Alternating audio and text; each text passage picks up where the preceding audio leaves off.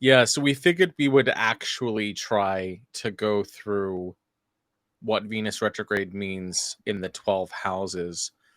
Now, in doing a lot of kind of the research for this, to sort of find succinct examples, and in just my own observations of Venus, and I'm sure you've seen this as well, Nick, that like although the house significations can be really important, there is a kind of extra zodiacal dimension to looking at Venus in this way, where it almost doesn't matter what sign it's in or what house it's happening in, that just the phase itself has a kind of significance of its own that doesn't necessarily need the frame of reference of the zodiac or the houses. That it is just a kind of chronometer, a timer, of social dynamics and the continuing development. What do you think of that? No, I certainly agree. I mean, this is why I use the technique, especially in cases where, I don't have a birth time to work with, where I am working sort of outside horoscopic astrology anyway.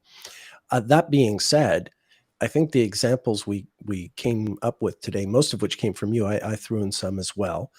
But the examples that we have today, I think, do a pretty good job of justifying themselves within their respective house systems.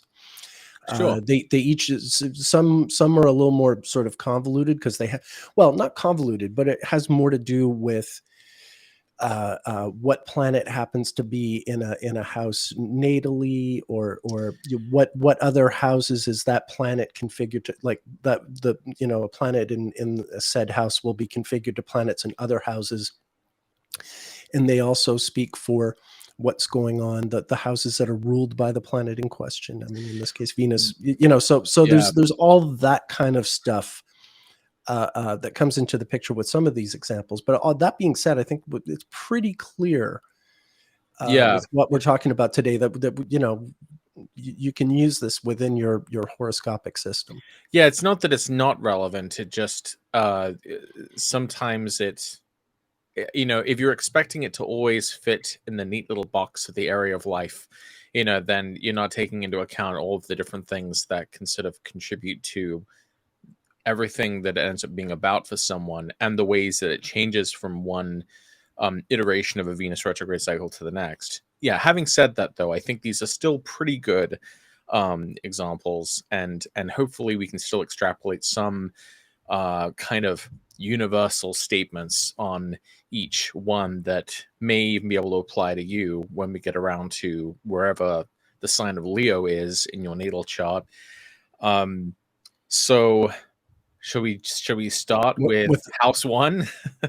house one, and and get this jerk off out of the way, because uh, we s- because we know where we're going. yeah. So obviously, if you're having Venus go retrograde in your first house, according to the whole sign houses, we're mainly talking about people with Leo rising.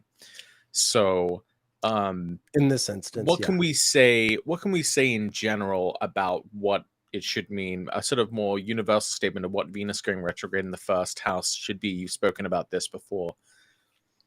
Yeah, well, I mean, you get the usual delineations for the ascendant, having to do with everything from appearance to environment to self-image, and different astrologers will emphasize one of those over the other. My main experience with the first house, it's even broader with that than those sort of descriptions. The ascendant, especially, yeah, the ascendant is like it's like where the book begins, where the story begins. And whenever Venus makes that 8-year return over the ascendant, it really has that sort of new chapter in a life feeling, there's that the person has, speak of the devil, crossed some kind of threshold that invokes like a new chapter in that person's life. And, So and new it's usually personal very, eras. new personal eras. And it can be really, it's typically really unambiguous to the person, like, oh yes, You know, when you show them where the Venus retrograde transits in Leo have occurred and they're Leo rising, they go, oh yes. Those are they recognize in their own lives how that's been this kind of new marker.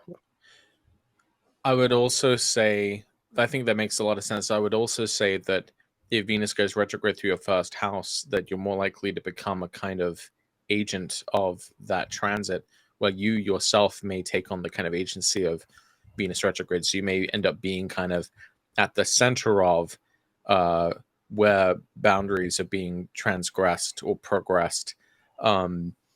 In social relations, where you are the one pushing the boundaries, or you're the kind of at the center of the scandal or the story or whatever the sort of the development is.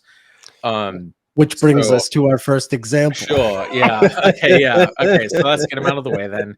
So Donald Trump is born Leo rising. Shall I? I've got yeah. the slide. Shall I show yeah, the slide? Good. I don't have slides for all the stories we're covering today. I wanted to, but I just didn't have time.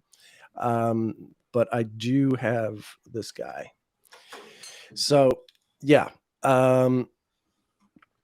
he announced his candidacy on June 16th, before Venus retrograde happened. But the first debate,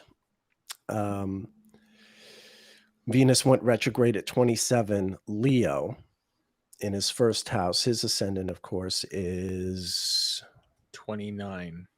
Whoops, have I gone the wrong way? No, I haven't gone the wrong way. Same old story.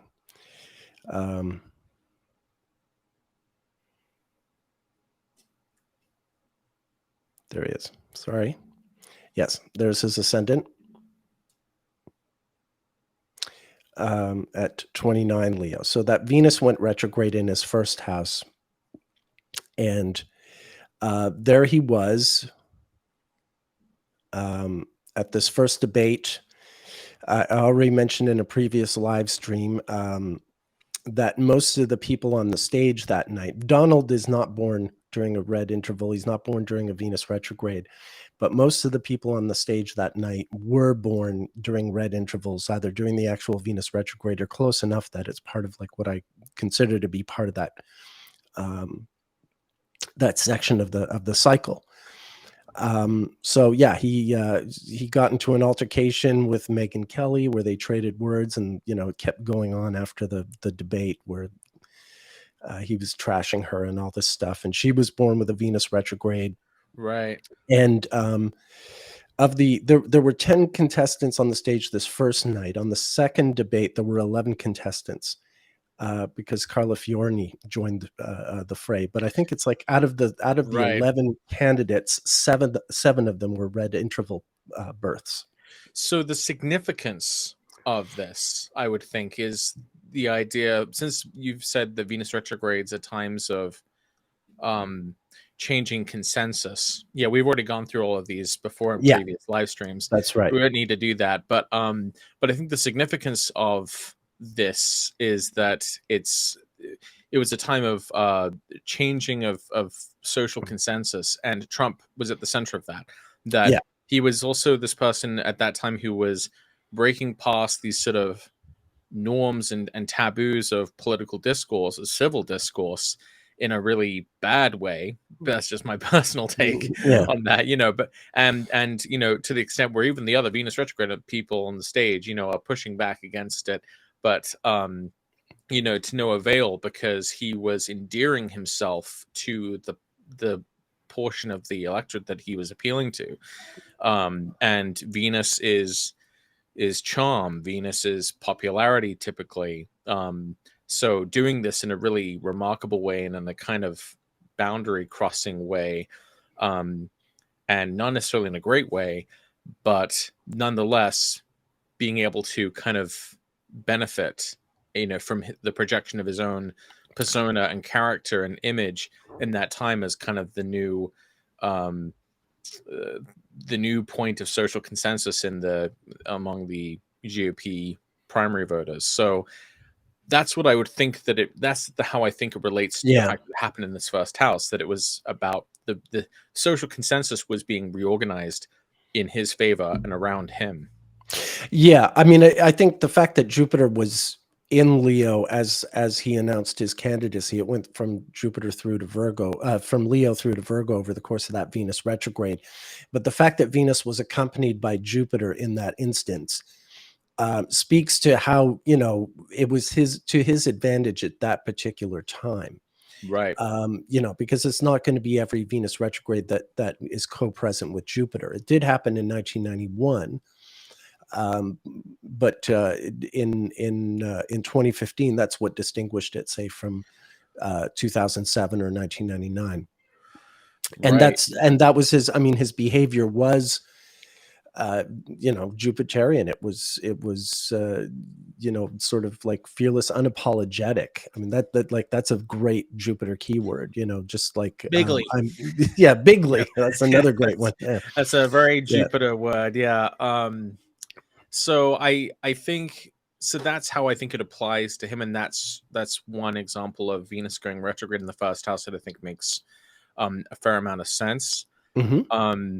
Do you have the data for the next person I for the other? I do. I do. Okay. Yeah, Um, I've got them all ready here. okay, good. So one example that I thought was really interesting, and this was when I was kind of stuck with me since I first noticed it way back in the day. But Vanessa Hudgens, the actress who's probably most known for her work in the High School Musical films. She was born. We have an A-rated time for her, and she was born with the ascendant in late Leo. And on September 6th, 2007, Venus was going retrograde through Leo in her first house, and this is when some nude photos of herself were leaked. They were stolen from her phone and they were leaked. And this was a really big controversy at the time because, for one, she was just 18. She'd like just, you know, she was just barely an adult, and this happened while like right in the middle of her negotiations to star in like future films with Disney. And she was in this really kind of squeaky clean, you know, kids movie franchise. So this was very, you know, upsetting and traumatizing for her at the time, she said later. And very strangely as well, she felt like she had the need to kind of apologize in a way that the sort of media culture at the moment sort of reacted against. That was to blame her for having taken these photos instead of, you know, assigning blame at the Mm. person who you know, invaded her privacy like this. But I thought that was so interesting because, you know, past that point, you know, she was in a new era. She had this kind of uh social transgression committed against her that was about, you know, revealing herself in a way that she did not intend, right? Naked photos. And this is sort of scandalous. So that's your Venus retrograde sort of component of this. But I think, you know, this probably had, she probably remembers this as like the, you know, the beginning of the sort of next era in her life as a person and as an actress. Um, Interestingly, subsequent alignments of the Sun and Venus in Leo seem to have corresponded with her relationships. So I'm not sure exactly how that corresponds, but I know like she met Austin Butler in like the summer of 2011 is when they kind of came together, and then it was 8 years later in the summer of 2019 that they kind of drifted apart. But in any case, you know, if Venus retrogrades in the first house are like, you know, times of social transgressions or you know, the pushing of social boundaries, but connected with one's appearance and one's identity, then I think, you know, Yeah, that's a pretty on the nose type of yeah, experience to have happen. sure. I mean, There's of also course, Saturn as well. right. I mean, within a few years, she was in things like Spring Breakers and what have you. So, I mean, there is this inevitable trajectory of Disney stars to, you know, when they turn adult, like in the 21st century, when they turn adult, they don't just sort of shed the squeaky clean image. They Hmm. sort of actively seek out to sort of push back against it in Right. some way, or yeah, go to a different extreme. And yeah, even though this sort of happened accidentally and it wasn't engineered by her, in its own way, I think it helped usher her into that sort of post Disney part of her career, even though she Right. wasn't quite ready to leave it then. Right. Um, One other thing I would want to say about her child in Venus retrogrades in Leo is in August of 2015, she announced that her father, I guess, was dying of cancer. And what I thought was strange about that announcement is it was happening while Saturn was in late Scorpio in her fourth house. Her Venus, I believe, is at 26 or 28 degrees of Scorpio. And mhm. Saturn, at that time of that announcement, was right at 26 or 28 degrees of Scorpio in her fourth house of parents. And the reason why I think this is significant is because sometimes you can tell what topics a Venus retrograde will bring Mhm. about Right. based on the transits that are occurring to natal Venus. So in her case, in August of 2015, when she announced that her father was doing really badly, Saturn was conjunct her Venus Right. in the fourth house. Um, and so the Venus retrograde around her first house is when she sort of makes this announcement about her father. Okay. Um, so that's another kind of technique that Yeah. I haven't really seen many other people employ when trying to interpret the meaning of transits, is by looking at sort of what's happening to the natal Yeah. Yeah. No. Yeah. placement. You And that's, absolutely do. Yeah. Yeah. You absolutely do. Because that changes. That also changes how Venus is going to manifest as a transiting planet for sure. well, because I'd imagine someone would go, well, why didn't something like this happen in 2015 then? And, the You mean in reason is, 2007? uh, well, Oh, you mean the leak the was nude photo? Oh, the 2007. why the I see. Yeah, I'm going backward on Yeah, it. yeah, You're yeah. asking So why didn't the leak happen in right, that's what. 2015? Yeah, I'm Yeah, trying to yeah, yeah. answer the a person's objection. Why wouldn't there have been a similar type of event in 2015 as there was in 2007? And I think the answer to that is that the different conditions of Venus and the other transnatal charts that have contributed to different experiences in 2015 versus um, 2007, but in a sort of predictable way. Right. We could see why and how that would have been different. Also, the Venus retrograde that occurred in Leo on her ascendant, that was in proximity to Saturn, which would just come off her first house. We don't know exactly when the photos were stolen, but I presume it probably happened during the time that Saturn was in her first house, because Saturn had just barely entered Virgo at the time of the leak. And in fact, probably the photos themselves were taken while Saturn was in her first house. So Yeah. interestingly, she has actually had other photos leaked in other years as well, and those also seem to have corresponded with transits in Leo. Um, there was a lunar eclipse actually across her first and seventh house axis at the release of another Oh, leak. really? Yeah, so there's, you know, it, um, I don't want anyone to come away with this thinking like, oh, this must mean leaks can only be described by Venus being retrograde in your first house. Like, no, there are other leaks that have happened without Venus being retrograde necessarily that have affected multiple people at the same time. There was a massive photo leak in 2014 that sort of Mm, has its own interesting astrological story. But right.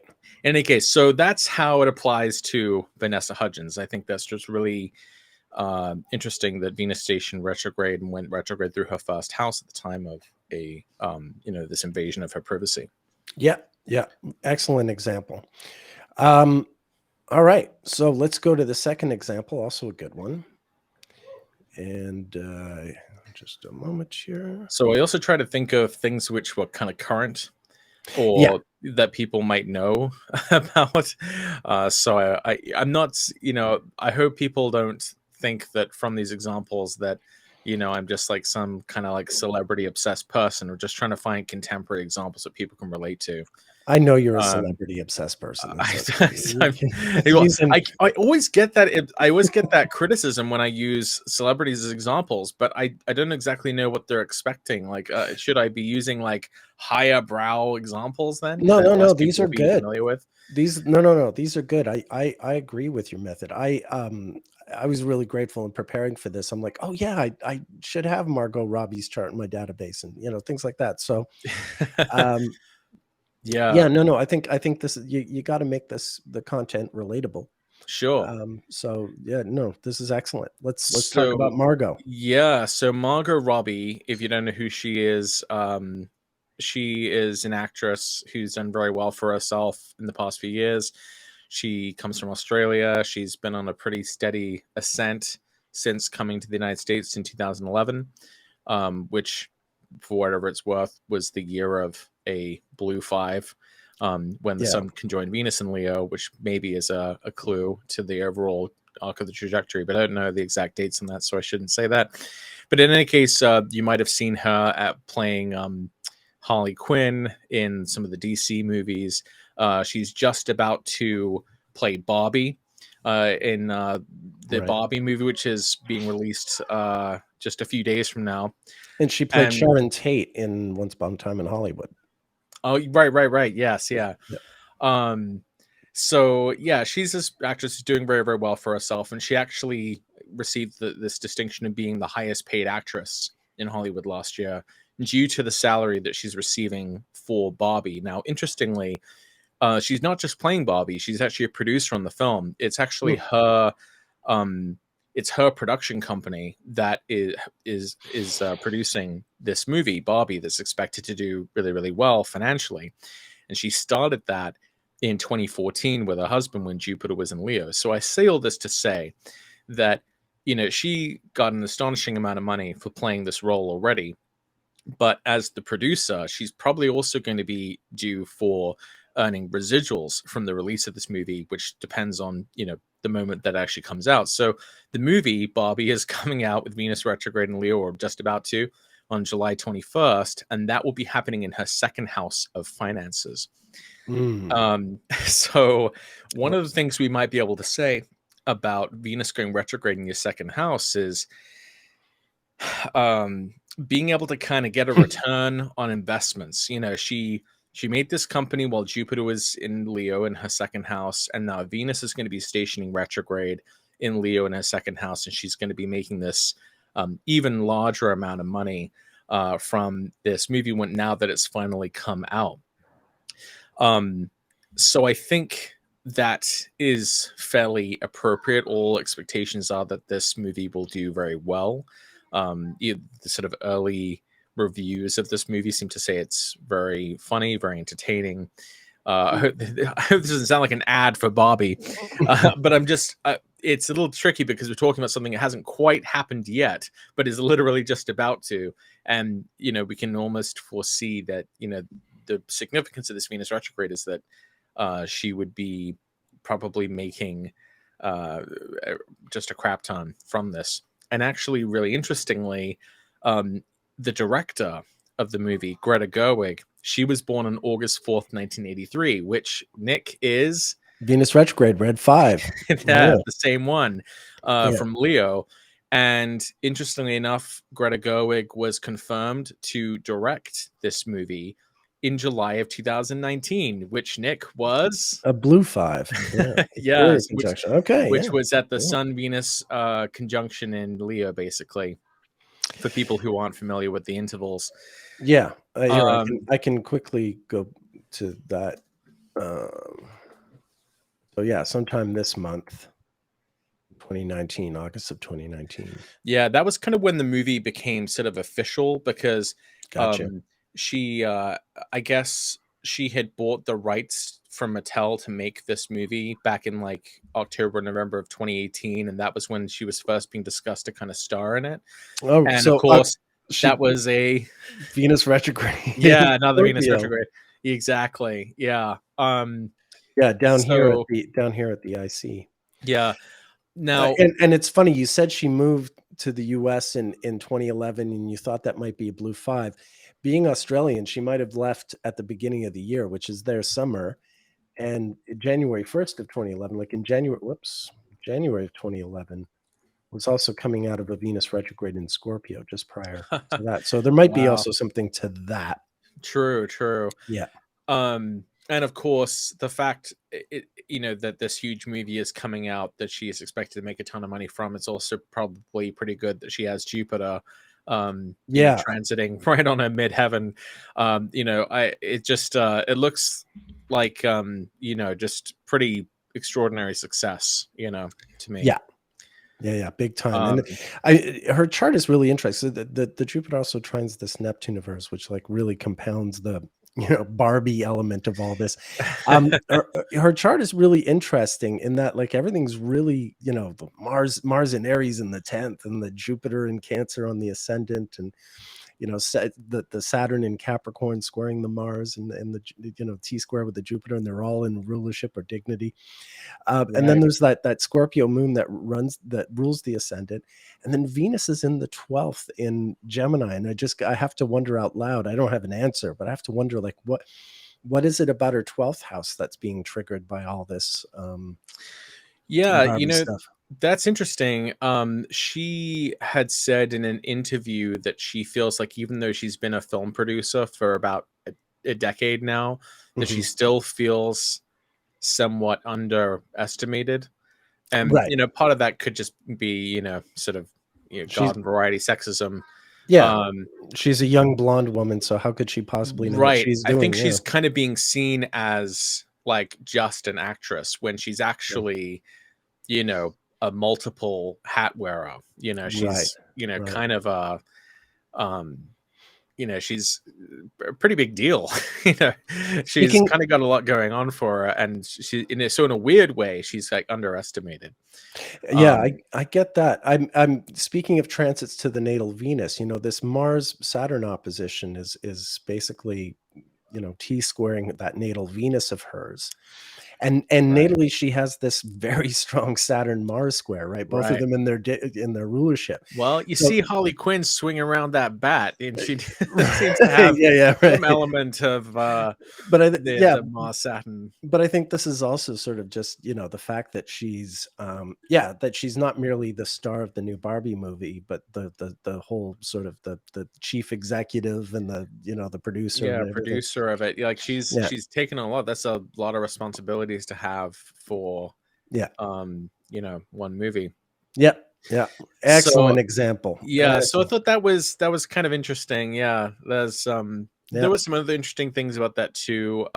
In 2015, I guess that was when she was proposing um a Harley Quinn standalone movie, which eventually became the movie Birds of Prey. And that was the movie that she made the most amount of money from prior to Barbie. She made about 9 or 10 million for that movie, but with Barbie she made Yeah. 12 million. Right. Right. And So she'll make a lot more than that. I mean, yeah, she'll so make a lot it more than just yeah, so I mean, I for anyone who's like Cancer rising watching this, I'm afraid that Venus retrograde in Leo probably isn't going to be like yeah, you making the millions well, like Margot Robbie, but in your own way. You might be it might be if it aligns. The important thing is not I mean 1/12 of the population are Cancer rising. right. Not all of them are going to have that kind of windfall. A lot of it has to do, as we're illustrating, with other components in her chart, and how the transits to her natal Venus impact things, and the fact that the transits to her Venus are involved planets that are really strong in her natal chart, and all these components. So this is the point I make. I mean, the synodic cycle is great for when you have like no birth time, and you gotta you have limited information, and you can sort of use it to go further. But even just in your regular horoscopic reading, understanding the cycle helps you put everything into context like this, and explain why she's having the windfall that she is. Right. So what do you think we could say universally for Cancer risings who are going to have Venus go retrograde through the second house? What do you think what is there something we can say that should be more broadly applicable Yeah, well, I mean, it's your resources, your property, the things that contribute to your identity. They're not specifically your identity, but they sort of contribute to the adjuncts to your identity, like the amount of money you have and all this stuff. It's like it's the Right. and it's your baggage. I've It's also seen your people, collateral and your yeah, value and all that stuff. I've seen people like buy things that are like very precious to them during Venus going retrograde through the second house. Not specifically with Leo, but just in general. Like Mm. Venus retrogrades can be times of like um, really sort of important purchases and coming into property that means a lot to you in some respect. Or you So can be like me with natal Venus in the second. Just every single day of my life is like, oh my God, there's something really important I want to buy. right. So that's what I'd have to say about this Venus going retrograde in the second. Now, I was really trying to think about Venus going retrograde in the third, and it's kind of it's I don't know. To me, that sort of feels like a really abstract combination. It's one I'm not like thinking about. It's not necessarily a particularly clear one. We know that the third is the house of sort of mental activities, traveling to a lesser Hmm. extent, education, localities, neighborhoods, transportation, siblings, relatives, Sure. one's local neighborhood or local community. So I think of it as being the local house. It's the opposite of the ninth. It's like the parochial house, like a yeah, yeah, it's kind yeah, of more like your local community versus like the big outside world. the yeah, or Yeah. even yeah, the kind of sort of national or global versus local Yeah. and neighborly. Yeah. So with Venus going retrograde in the third house, I mean, We should explain who Kim Davis is. oh God, yeah. So back in 2015, when gay marriage was legalized in the United States, um, this person, Kim Davis, she was like a clerk in uh, in Kentucky, and she basically refused to issue marriage licenses for gay couples. She was caught on camera in this like charged interaction where she like denied this gay couple from getting their marriage license, and so it went viral. And then she like this sort of became a bigger and bigger deal as more and more people started paying attention to this, as she just continued to refuse to do this. And then eventually she was jailed at the beginning of September for a few days because of her refusal to do this. And so the Venus retrograde for her encapsulated the time in which she like took this stand um, against gay rights, basically. Um, so the way that I think this makes sense for the third house, and this gets a little sort of abstract, I think, but the third house is originally known as the house of the goddess. Um, in Hellenistic astrology, it's a house which does have these connections to religion or spirituality, especially in terms of its opposition to the ninth. And the main reason that she kept giving for why she wasn't yielding on this was her religious faith. And interestingly, she said that she'd had kind of her Christian awakening in middle of 2011, which was heading again into the Mm, blue five period.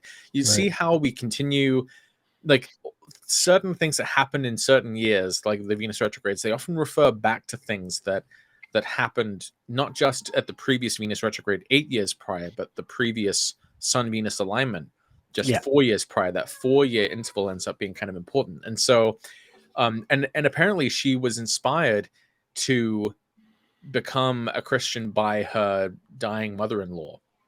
So this encompasses the third house and the IC in the third house. Um, so she, so essentially, a relative is what gets her to become like a Christian person in Hmm. 2011, and then she has this sort of major test, I guess, of her responsibilities, and her faith when she got to show God what she's really made of. Yeah, and it's funny because she speaks of it in those terms. She says the good outweighed the bad. In her own world, the fact that she came off like a bigot, didn't seem to matter. She felt like she was. Well, she had plenty of support. She had plenty of support. And that's where the third house community thing comes in. Like there was this what was it? There was this thing called the Family Foundation. They did this big protest rally in Frankfort in Kentucky in August, and she spoke at that, and there were like thousands of people there, and she was kind of getting this like weird support. She also said she received ungodly things in the mail, which I love because that's third house. Probably dildos. Yeah, probably dildos. Yeah. This is the Venus retrograde. Oh, dude. All right, thanks. Sorry, I've been talking a lot. Go ahead. This Venus retrograde. This is the one that also would trine Uranus and Aries. I mean, the every 8 years when Venus goes retrograde, Uranus will be in a different sign. But this is the one that's trine Uranus in the 11th house, which also sort of speaks to, congregations and things of that nature. If you belong to a church, that you tend to see like the people in the church are the 11th house. Your clan, your community, all that stuff. So there is a relationship between the two as well in that sense of the word. I am the fact that her natal Venus is in the 6th. So I mean, this had to do with her daily routine as a clerk, right? As a county clerk, right? With a job, yeah. She tried to stop her deputies from issuing the marriage license as well, but they issued them. They didn't. Okay. They didn't have. So there was kind of a sense of betrayal there, I think, from them and from her perspective. Another really interesting thing about Venus in her chart is the fact that it rules the 12th. So the 12th is like that which is inimical to you, or those people who are like against you or your enemies. And so, the people that she turned down for marriage licenses, I mean, they turned right around and sued her, at that time. And so like her enemies are ruled by Venus in general. So the people who she ends up kind of being up against her in antagonism with is somehow represented by Venus, and in this case, it's couples who are trying to get married. Yeah, definitely. If you're receiving ungodly things in the mail, those are coming to right. Yeah, they are coming to you. That they're arriving in the 3rd house, but they're coming from the 12th. Yeah, exactly. So I mean, typically a dildo is welcome in most contexts, but there are some where obviously it's what you don't want, or from her perspective, ungodly. Yeah. So I realized like, okay, yeah, Patrick, it didn't involve siblings. It didn't, at least as far as I know. There seems to be some sort of tangential connection to this idea of relatives by her mother-in-law and the IC being there. But I think the biggest way that it seems to make sense by the 3rd house is the fact that the 3rd partakes in those sort of more contrarian and in some ways heretical connotations of the 3rd house and spirituality and religiosity versus the 9th. And in this case, she was sort of seeing her experience of her religiosity, her Christianity was in opposition to the law of the land, was in opposition to what the government wanted. And so we can see that sort of 3rd versus 9th house axis in some ways being sort of implicated in the way that Venus retrograde sort of turned out. So I don't know. I feel like I'd say if the 9th house stretch, maybe. But if the 9th house is godly, then the 3rd house is ungodly.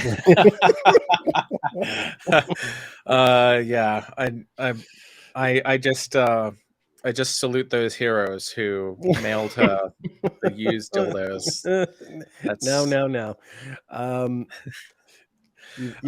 You've said the word dildo too much at this point. Yeah, we're gonna get taken down. Okay, so are we ready for number 4?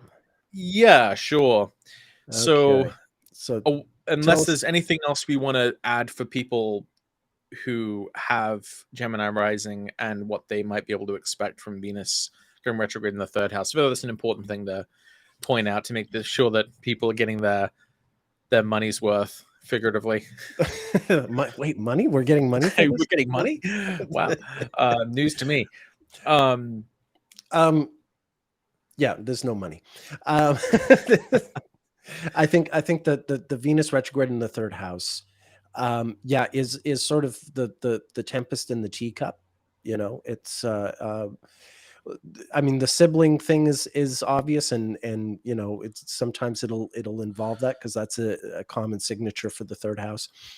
But it's neighborhood stuff. It's stuff that's happening around your house that sort of draws you out of your home. It's the neighborhood bake sale and swap meet, or with Venus retrograde, the girl next door. Yeah. Right. Yeah. Right. Neighborly showering with the hospitality. curtains open, or I don't know, what have you. So Elsa X says return of teachers. I tend to think of, I mean, I guess if there are teachers who need to return, then that can come into it as well. I think Venus retrograde in the third house, sometimes that can literally just reflect things that are happening to your relatives or siblings. For example, well, this wasn't a Venus retrograde, but like at the Sun Venus conjunction in Libra, the one that we just had in October of 2022, that happened in my third house, siblings, and that was when my brother he announced his engagement with his girlfriend at the time. So it sort of became this just this signal from my own chart that like, Sure. something kind of important is going on with your sibling. Okay.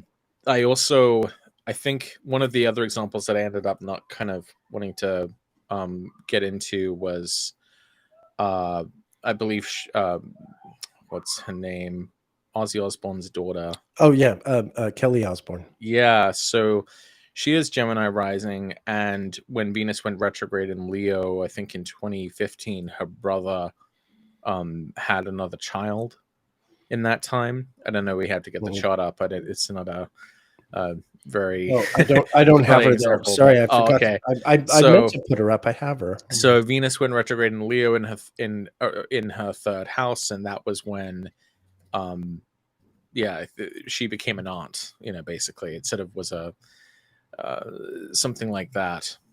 So I would think that's another way you can kind of link, Venus retrogrades in your third house, is that it just literally shows like a changing social dynamic in your local sphere and or with family members, with relatives or siblings.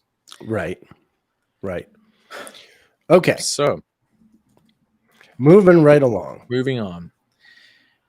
Here. So what do you make of the fourth house? What do you make of Venus retrogrades in the fourth? What can you say about as a universal sort of statement on Venus retrogrades in the fourth? It's the fourth house is very intimate, I mean, it is the home, but it also just has to do with the part of yourself that only the people who know you really well know about you. Not so much secret, but just sort of like it's the part of you that's not out in the open. It's sort of private. And yeah, it's ultimately it's the home. It's the nest and the comfort and sort of being away from the public glare, that kind of thing. Yeah. So speaking of comfort and the nest, I think that this next example, it sort of involves more of the 12th house associations here, because for Gigi Hadid, she has model natal Venus in the 12th. Natal Venus in the 12th, and then the ruler of the 12th house is in the 4th. So we know that the topic of enemies would be somehow involved with the topic of home, and in a kind of challenging way because of Mars, especially in a diurnal chart. It sort of shows like dangers in the home, stranger dangers in the home, with that sort of combination. And so what's really eerie is that when Venus went retrograde through her fourth house, there was this guy, this stalker, Marcel Porter, who was posting all these threatening messages. Oh, we can see your screen, Nick. Yeah, I know. I'm just looking for the date, June 29th, Oh, yeah, 2015. it's June. Otherwise, Yeah, I have to sorry, go yeah. find the date. Oh, okay, Uh, I'll give you the dates. yeah, June Yeah, 29th, so he was 2015. arrested June 29th, 2015. And he'd been making kind of weird posts about her online but before this point. But basically, as Venus was gearing up to go retrograde through her fourth house, this strange guy broke into a house, and then just like a week later, she tried to sell the house. She needed to sell. She had to get out of there because this guy was just causing her to feel unsafe in her own place, which I think everyone deserves to, feel safe and secure in their own home, So it's kind of a really scary thing to have. And, granted, a lot of celebrities, especially if they happen to be very, beautiful women, they're going to have creepy men, coming after them. To some degree, I'm not saying it's all right. I'm just saying it's probably more common. But though in this case, he actually seems to have gotten in there. Like that's really well reflected by the fact that she has the planet governing enemies in the fourth, and then Venus in the 12th can also reflect the idea of like one's enemies being like obsessed or desiring of them. A stalker is definitely Venus in the 12th. Admirers. You mentioned during the podcast on Venus retrograde that Jodie Foster's whole story of having a stalker, that was Venus retrograde in her 12th. So there seems to be sort of a theme there, and the Venus retrograde, gearing up to go retrograde in her fourth house, was about the reorganization of her living situation due to this very negative type of event. And once again, the trine to Uranus in her 12th, this is also, I think this adds to the sort of craziness of it, if for want of a better word. Definitely the trine of 2015 just gave this whole other spin to Venus retrograde, where it was sort of extra outrageous, if you will. For sure. I think the aspects that are going on to the natal Venus are also of interest there. So I think the fact that the benefics are roughly conjunct her Mars, probably shows that, despite this stressful situation, she was ultimately safe, and was able to find a place or to get out of that. We can also see this also happened at a Sun-Mars conjunction, which would have been roughly square her Venus as well. So we kind of see all the different sort of dimensions of this development. She has the natal Venus-Uranus sextile. So that again, just to come back to the trine for a second, it sort of it takes that same pair of planets and puts them in a double whammy kind of thing, because her natal Venus is already susceptible to that Uranus in the 10th, and the transit happens. So I would assume then that if someone has Venus going retrograde in the fourth house, that it could be coincident with a time when you are revisiting or rethinking your living situation. And, if you have a malefic in the fourth house, it's probably because of something bad. Something to do with, the feeling comfortable, feeling safe, feeling secure. Right. Whereas if you have like a benefic in the fourth, then maybe it's just because there's just a great opportunity that you have that, ends up I think of how I have Venus in the fourth, and Venus went retrograde in my fourth house. When I made the decision that I was going to start working from home instead of continuing to go to my job. And so that kind of that was a huge relief for me at the time, because I had like a 45-minute commute. And we've been leading out the thing to the moon too. I'm sorry to interrupt. Oh yeah, yeah. Like the really obvious Right. things, the opposition to the moon. Yeah, true. Yeah.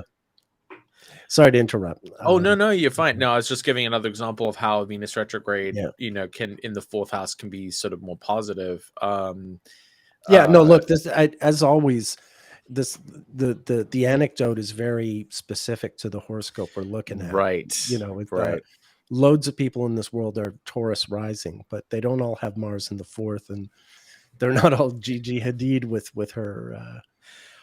Some people in the comments have. Oh, sorry to interrupt. I was just going to say some people in the comments have some interesting anecdotes about Venus going retrograde in the fourth house. Oh, you want Someone to read them? said, "Yes, I see myself in the Sparrow." Said, "About to have Venus RX in the fourth. The shadow period has already spoken to what it's about. I've been crunching to finish my degree, and the home has needed attention.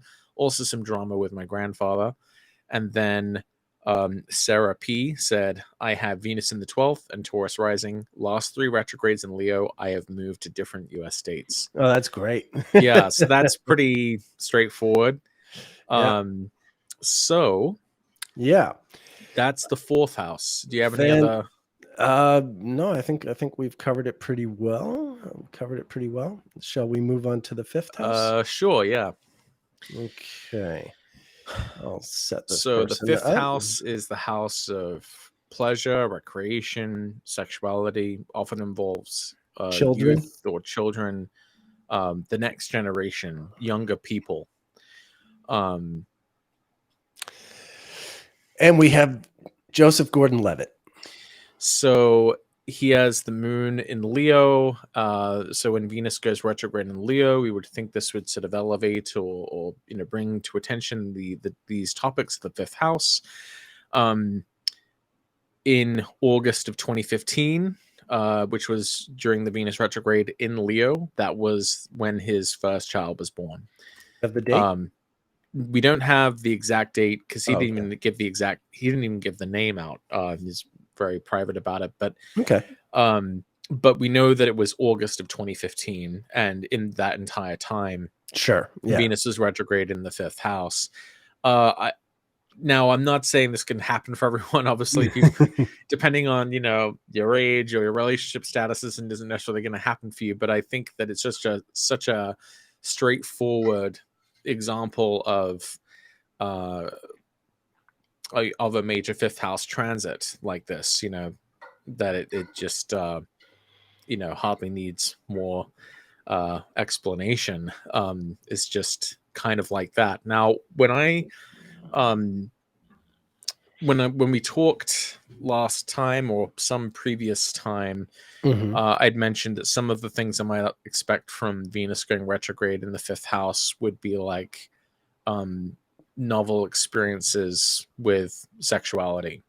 Right. So this was quite a hard one to research because, these aren't exactly details that you can find easily.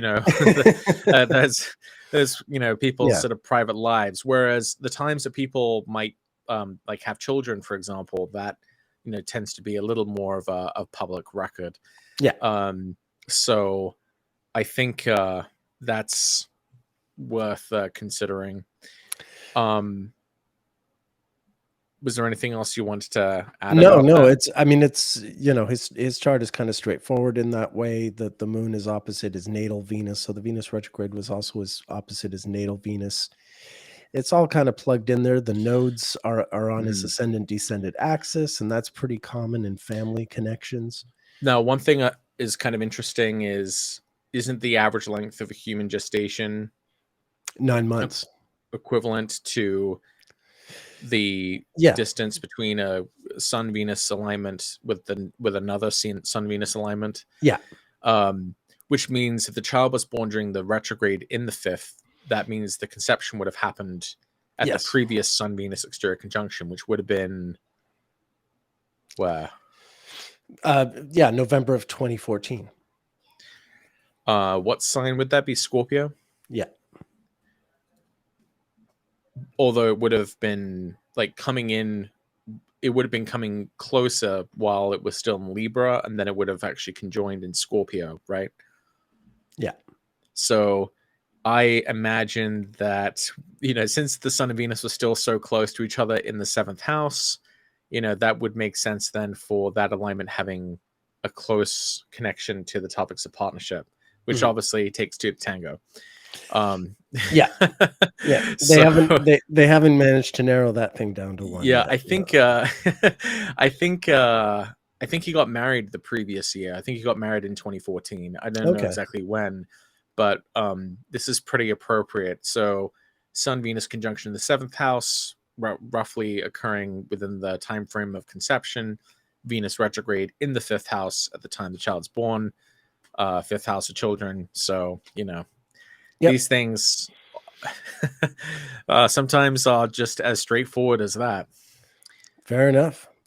And you can totally get how he won't talk about his kid's birth date. He's the ruler of his ascendant is in the 12th. In the 12th. He's very, very, he's extremely, protective of his privacy, and I get it. Yep. Makes sense. All right. You have astrologers discussing you on live streams. The very thing he's trying to creepy. Oh, it's so creepy. I know. Now, one other example I would want to mention about Venus retrograde is kind of more of a Saturn example, but Bryce Dallas Howard, who she's an actress. You've probably seen her in Ron Howard's daughter. Ron Howard's daughter, yeah. She's a force though in her own right. She's a good director. She's been in some really huge films. She's been in the Jurassic World movies. If you've seen those recently, she was in an episode of Black Mirror that I really liked. She's directed a few of the Mandalorian episodes and Boba Fett episodes that have been really, really good. So yeah, there she is. She has Aries rising, and so she had a Venus retrograde occur in her fifth house in 2007, and that occurred in proximity to Saturn in her fifth house. Now, she had her first child, I believe it was like the end of 2006 or the beginning of 2007, I forget. But that was while Saturn was going through her fifth house in that time frame.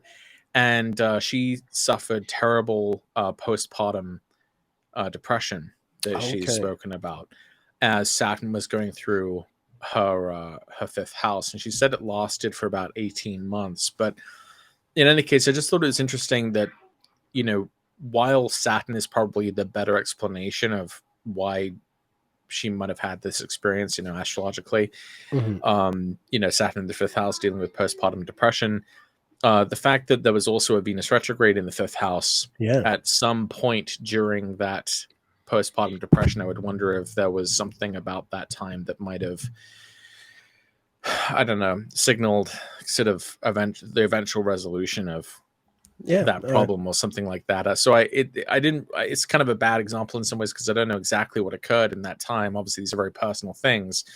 But I still think it's a good example, at least, well, I guess, of Saturn going through the fifth house, that it's about bringing those sort of Saturnian significations of well, it can be depressive, and oppressive, but in relation to children. So it definitely makes sense that it's that's what it was centered around, was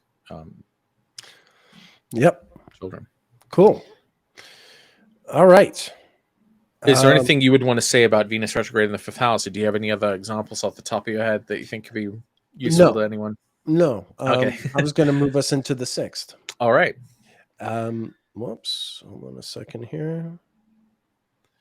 There we are. Yeah, the sixth house here. Take it away. All right.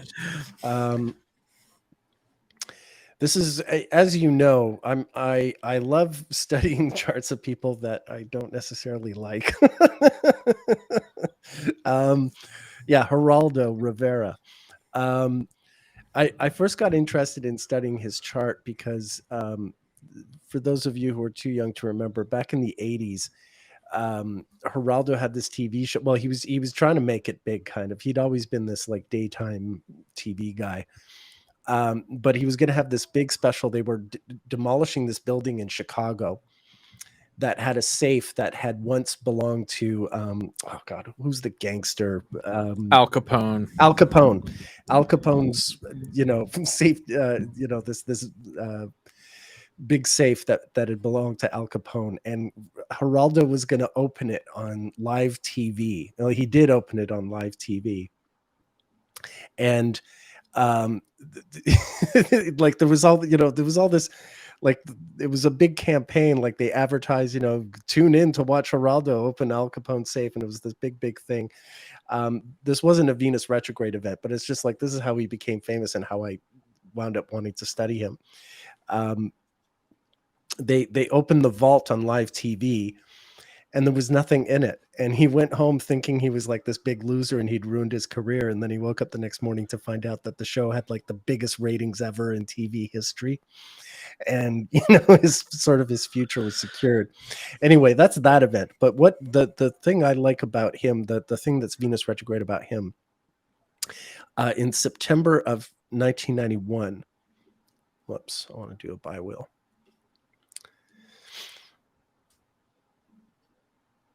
September 1st, 1991, he published his memoir. This is, whoops, that's not 1991. There we are. Venus. So he's a red 5. He's born just before Venus went retrograde, like a month before or so. But Venus went retrograde close to his natal Venus, and he published his memoir called Exposing Myself. And in this book, actually, it's not so funny. It's just kind of funny how it came back at him. In his book, he bragged about sleeping with a lot of actresses who, like, later, like when people went and asked the actresses about him, they were like, no, I never slept with that guy. But then it got even worse. One of the women he said he slept with in that book was Bette Midler. And there's a clip, you can even see it online, like the whole Barbara Walters episode. Barbara Walters interviewed Bette Midler just coincidentally within a few weeks of the book coming out. And Barbara Walters said, well, Geraldo in his book is talking about how the two of you had this thing. And she's like, I don't remember that happening, but I'll tell you this. And she goes on to relate a story of how she did do like this. She taped some kind of interview with Geraldo back in the 70s. And she says that Geraldo and his producer sort of like drugged her with poppers, like they under her nose kind of thing, and groped her. And this came out in the interview. Nothing was made of it except until like years later, in 2017, this interview surfaced, and right in the middle of the whole Me Too thing. Mm-hmm. And Geraldo was already trying to defend Matt Lauer, and then like this, Bette Midler thing from 1991 came up, and so he published the book, and the interview happened during the Venus retrograde on his Venus. And even though it was much later that it came back to grab him, and that period in November of 2017 wasn't a Venus retrograde, but just like all this was like a time bomb waiting to go off and explode things for him. Now, it's in his 6th house, but Venus rules the 3rd and the 8th. Mm. So there is still this sort of like a similar to some of the other examples where it's a bit convoluted and has more to do with the houses that Venus rules. The third house of publishing and gossip and all that kind of thing. Bette Midler has Aries rising, so that Venus retrograde would have happened in the 5th house, as she's like relating the story of kind of a messed up, thing that was 5th house in nature, but kind of messed up. Yeah. There you go. Huh. Wow. Yeah. That's that's really funny in some ways, though. That he claimed to sleep with him when he denied it. So that's the theme. He reports on things that just aren't there or aren't real. That's just it. Like, and there's a lot of hoopla, but nothing actually there. Except for one time, in 2003, when he was, on Fox by then, the Iraq war had just broken out, and he was like reporting from the scene, and he did this thing like he was drawing, in the sand for the camera, explaining like where the American troops were relative to this position and that, and he was literally like giving away like important like Oh military no. positions on So the he's news. so he's either reporting things he shouldn't be, or just reporting nothing burgers. Exactly. Wow. That's really interesting. I might have to look closer at his chart. Oh, his for chart that. is fun. It keeps on giving. I mean, yeah. Now, for other people who have the 6th, where Venus is going retrograde, some other scenarios that I could probably envision for how to make sense of that statement would be like, or how to make sense of that configuration would be, say, if you're in a position where you are employing others, because the 6th house has to do with people in service to you. I would think that would be like changeovers in personnel, probably because of like personal drama or something like that. It would be like social dramas involving the people who are in service to you, and I think this could, I mean, I don't want to put out such specific scenarios, but I wouldn't be surprised. I would link it with Venus retrograde in the 6th house if someone was talking about like a an HR investigation at work, because of like inappropriate comments, or at worst, sexual harassment, that kind of thing. It would sort of have to do with those people in your life. The $20 bill on your dresser disappeared, and the maid suddenly has a nice new something. Yeah, like your social transgressions involving sort of people in positions beneath you or lower in relative hierarchy. It can also be for some people, for whom a daily routine is a really deeply entrenched thing. It's some kind of intrusion on the daily routine, Right. I mean, the different people have different lifestyles, but if you're someone that really has a sort of a rigid, like where the routine of the day is some sort of core comfort or focus for an individual, then that Venus retrograde will be some kind of disruption, Since the 6th house can also relate to like physical struggles or like illness or injury, then I might even wonder like about Venusian types of problems, like perhaps allergies to certain foods cropping up, like health issues that come about from what you like eat, or on a completely different kind of Venusian level, I might even think of like I want to all Pisces risings. I'm sorry. I would almost wonder if this would be like you're greater talking about incidences of like STDs, STDs, STIs, venereal disease, because that's kind of Venus-y, but like in a kind of weird way in the 6th house. So I would think it. Put a cap on it, folks. Put a happy cap on. And that works. I think that's good advice for any rising sign out there. But I would think for Pisces rising, Venus retrograde in Leo, there would be maybe that sort of heightened kind of possibility of there being health issues from things that come about that you wouldn't necessarily think of as bad, right? Because it's Venus. It should be okay for me to eat this type of thing. It should be for me to have this type of dye, or it should be, okay to get down and dirty, right? But it just doesn't work out. Well, I mean, speaking of which, on the other hand, it can also be sort of like a time of transformation of the daily routine in, sure, that's the more neutral to like sort of to a healthier or unhealthier, going from one to the other. So if you're thinking about that diet, if you're thinking about that, like that's something I'm doing this summer. I'm hiking up the mountains of Vancouver almost every day, and I'm determined to look different than I at the end of Although the that's summer more of than a how I first started house this thing. thing because it's about looking different. Same thing with me and Sure. working out. It's kind of a first house thing. Yeah, it tends to. The last time Venus was retrograde in my first house, I succeeded in losing a lot of weight, but then I met my wife to be, and we drank a lot of gin, and all there it went. So you go.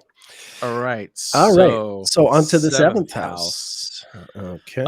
So there were there are so many examples of Venus just having to do with romance in general, even without necessarily having to happen in the seventh, that it was actually kind of hard just finding like one extremely good example of an Aquarius rising experiencing Venus going retrograde in the seventh.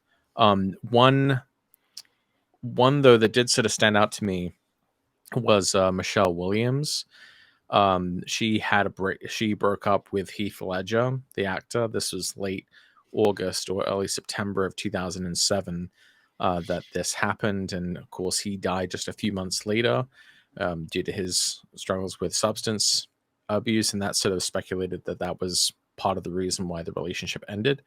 Of course, that was also while Saturn was going through the seventh house. There also would have been eclipses in the seventh house. I think the previous solar eclipse would have happened in the seventh house. So you have a lot of really kind of more negative transits happening at that particular time. So yeah, Venus going retrograde, Saturn passing through the seventh, eclipses in the seventh, sort of all building towards a relationship that couldn't continue. Obviously, it's very sad. The eclipse is on her nodes, no less. Right. Yeah. Now, obviously, these transits were experienced by everyone who had Aquarius rising to some degree, but I think the things that probably differentiate it for her, probably, I think about how the ruler of the seventh house in her natal chart is in the eighth, which would connect the topic of partnerships with the topics of death. So it's really sad. But yeah, she was with someone who passed away prematurely, and she's got that sort of to become a widow at what, 27? Yeah, it's pretty. Yeah. I don't know. I forget if they were married. I think they might not have been actually married, but like that was. Well, I thought they were. I could be wrong. In any case, they were together. I mean, they were definitely in a pair, right? Yeah. And I remember when he died. I mean, she was like, I remember seeing the clips of her there in Brooklyn, and yeah, it was a bad time. Yeah. So I'm not saying that if your Aquarius rising, your partner's going to die. No. But I am saying that if your Aquarius rising, he did film The Dark Knight during this summer as well, didn't he? Summer of 2000s, or was it a little bit earlier? Because it was released in 2008. So I'm pretty sure it was filmed during this Red 5 retrograde. It must have been just as he was like, she broke up with the Joker, I guess, yeah. I mean, it's just kind of sad all around. But if you are a Leo, if you are an Aquarius rising and Venus is going retrograde through your seventh house, I think it could be relevant for the beginning of a new partnership, but it could also be a time of endings as well. It's hard to tell exactly which end it's going to be, or whether it's going to be a beginning or ending, or your partner is going through something. Your partner is going through retrograde type ordeals, their own sort of scandals or their own sort of interactions with the consensus, if you will. Things are being stirred up around them, or they're actively stirring things up. I think that's important to remember too, is that sometimes transits that happen in the seventh house aren't just your own connection with the relationships, but about things that happen to the person that you're with. Yeah. And so having eclipses there, having Saturn there, having Venus retrograde there, we just know that would have been would have reflected the other person in your life kind of going through it, through a period, a more depressive period because of Saturn, and through going through, I guess, just changes, with Yeah, eclipses and Venus retrograde in there, and for changes sure. in their attachment. So sometimes I've seen, in this same, I've seen this same retrograde occur for other Aquarius risings where they their partner like cheated on them during that time. For another person I know who had Aquarius rising, when Venus went retrograde in Leo, it was when their partner really changed in the aftermath of them having an abortion. It really changed the dynamic of their relationship, and it never really quite recovered, and eventually led to them breaking up. And it was kind of bad. So, but that was kind of like that retrograde was sort of the middle of that Yeah. sort of course of events.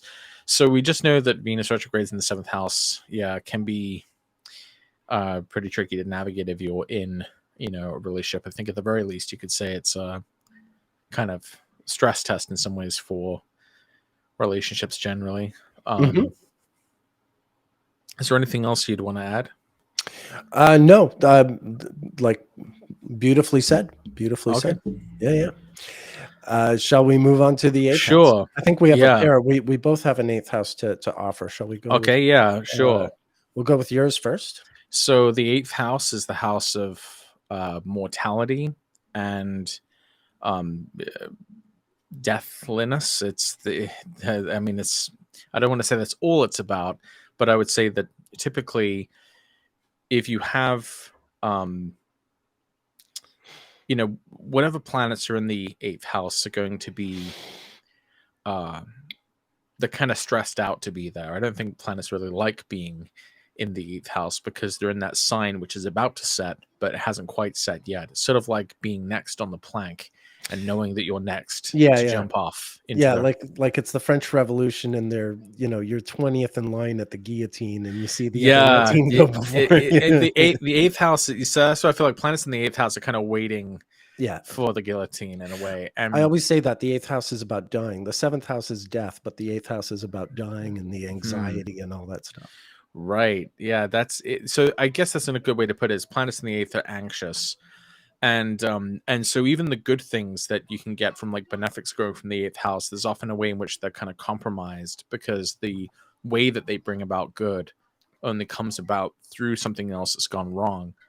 For example, if you think about the eighth house in terms of inheritance, that's when you get something Because someone has died. because someone died, or the eighth house is pools of money, right? So it makes sense for things like insurance. Well, you only get to claim your benefits on insurance when Something something goes goes wrong. wrong, right? I mean, or if you get a settlement as part of a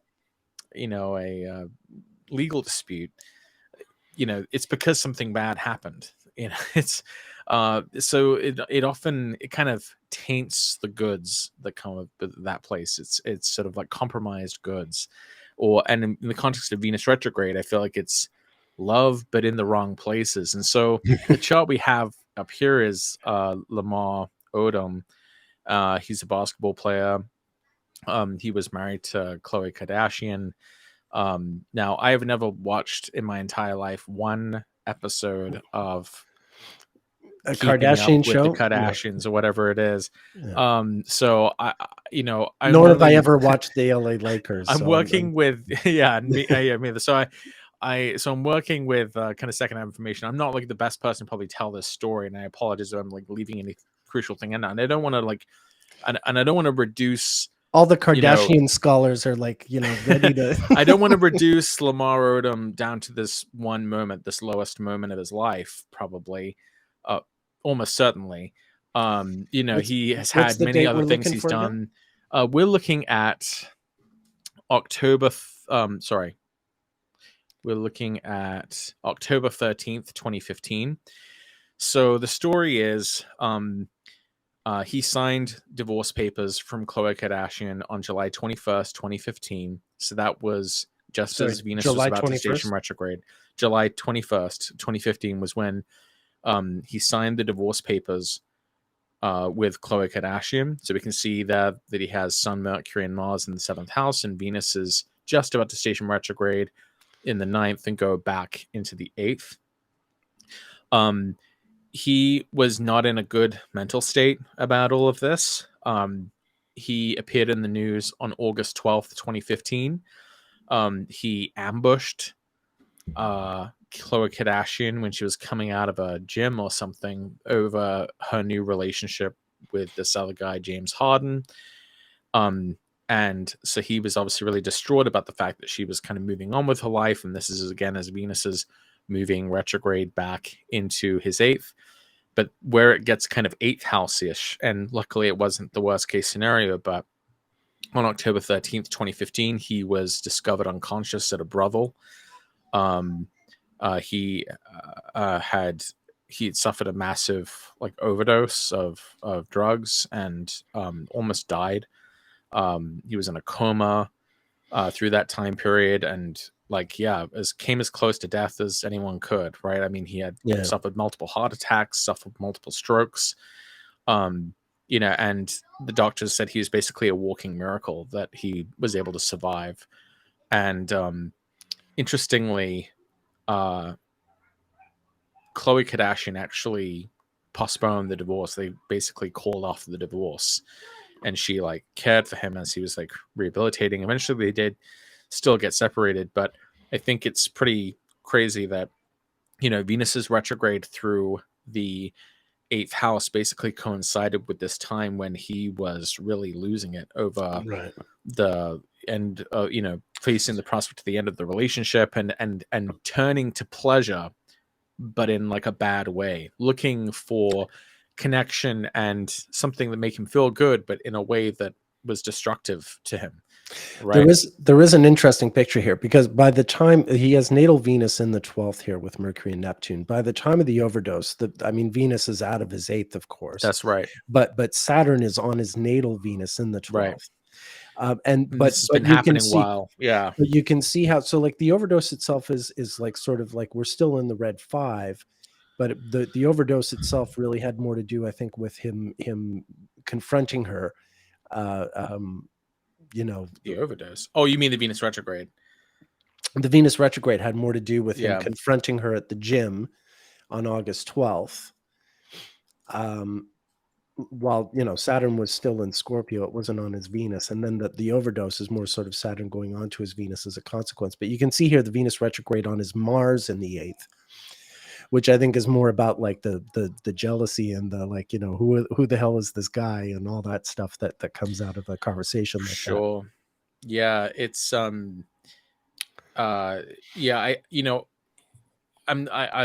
don't presume to know all the details that led up to the final night, of him being at this brothel, but I guess he's sort of struggled with drugs before, and so I just imagine that he probably resorted to drugs as a way of coping with what he was feeling leading up to that point. And so I still think it makes sense that Venus was going retrograde through his 8th house when he was resorting to finding sources of comfort that were in some sense disordered, that kind of didn't help him, maybe only in the moment, but came at such a high cost that it almost killed him. Well, and again, it's natal Venus in the 12th, so it's not like Venus retrograde in the 8th house is going to bring everyone to the brink of death. But once again, it's another example of this being specific to the horoscope in question. Right. And also keep in mind, the other reason why this was so negative for him as well is because we can see that his contrary to Sec Malefic is Mars, which is present in the 8th house. So he's had a lot of personal tragedies in his life. He's had friends pass away from really bad deaths. One friend he lost was from he lost a friend from a flesh-eating bacteria.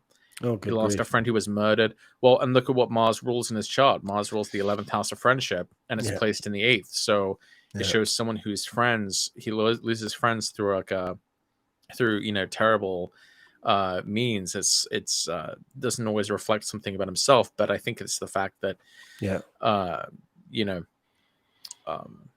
all of those different factors sort of combine to kind of paint this picture of what happened. Yeah. Yeah. Now I don't know about like the financial situation surrounding all of this. I don't know what the Look, he played for the Lakers. He can't be right. hurting. it's Oh no, I meant well in terms of like the divorce, because oftentimes division of okay, assets becomes yeah. an issue during I mean, divorce sure, he's married negotiation. to a Kardashian, so even for an LA Laker, like that gets kind of Yeah. So in yeah, any no, case, no one's yeah, out on the street. No one's out on yeah, the yeah, street. I right, mean, right, right. they both came into this like they were both millionaires, Pretty, so yeah, you know. right. Yeah, it's just in terms of the house as well as kind of hinting at. So that was my Venus retrograde in the eighth house type example. All right, very good, a very very good one. I've got one too. It's not necessarily one that people can personally relate to, but I'll just sort of show it for the astrology properties. Because this is someone who's in the news a lot these days. Emmanuel Macron, the president of France.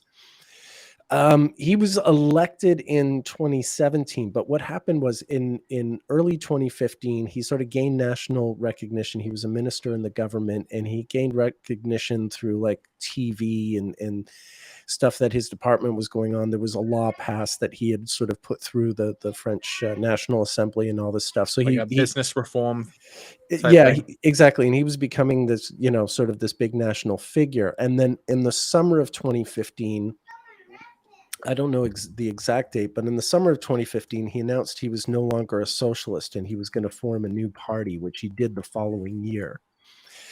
But he's got Mars retrograde in the eighth, not unlike, Actually, Lamar quite Odom. similar to Lamar. Yeah. Yeah, Lamar Odom also has Venus in the 12th and the Mars in the 8th, so it is similar there. But in this case, he broke from the party. He wasn't getting along with Francois Hollande, who was the president at the time, and other people in the government. And so he broke. He said he was no longer a socialist. So it wasn't just breaking from the party. It was like sort of breaking with his ideology, if you will. Now, there is a very sort of complex picture here. The fact that Jupiter is on his Saturn in the ninth, which probably has more to do with like the actual shift in ideology, and the Saturn on the midheaven having to do with the sort of the break in public life with because it's an 11th house midheaven break with his party, with his compatriots, if you will. But on top of it all, it's this Venus retrograde that was happening when he did it. The Red Five is really big in French history. France has had more Red Five presidents and prime ministers, well, especially more Red Five presidents than any of the other intervals by far. Somewhere I have a grid of all that, but I'll show it in another live stream sometime.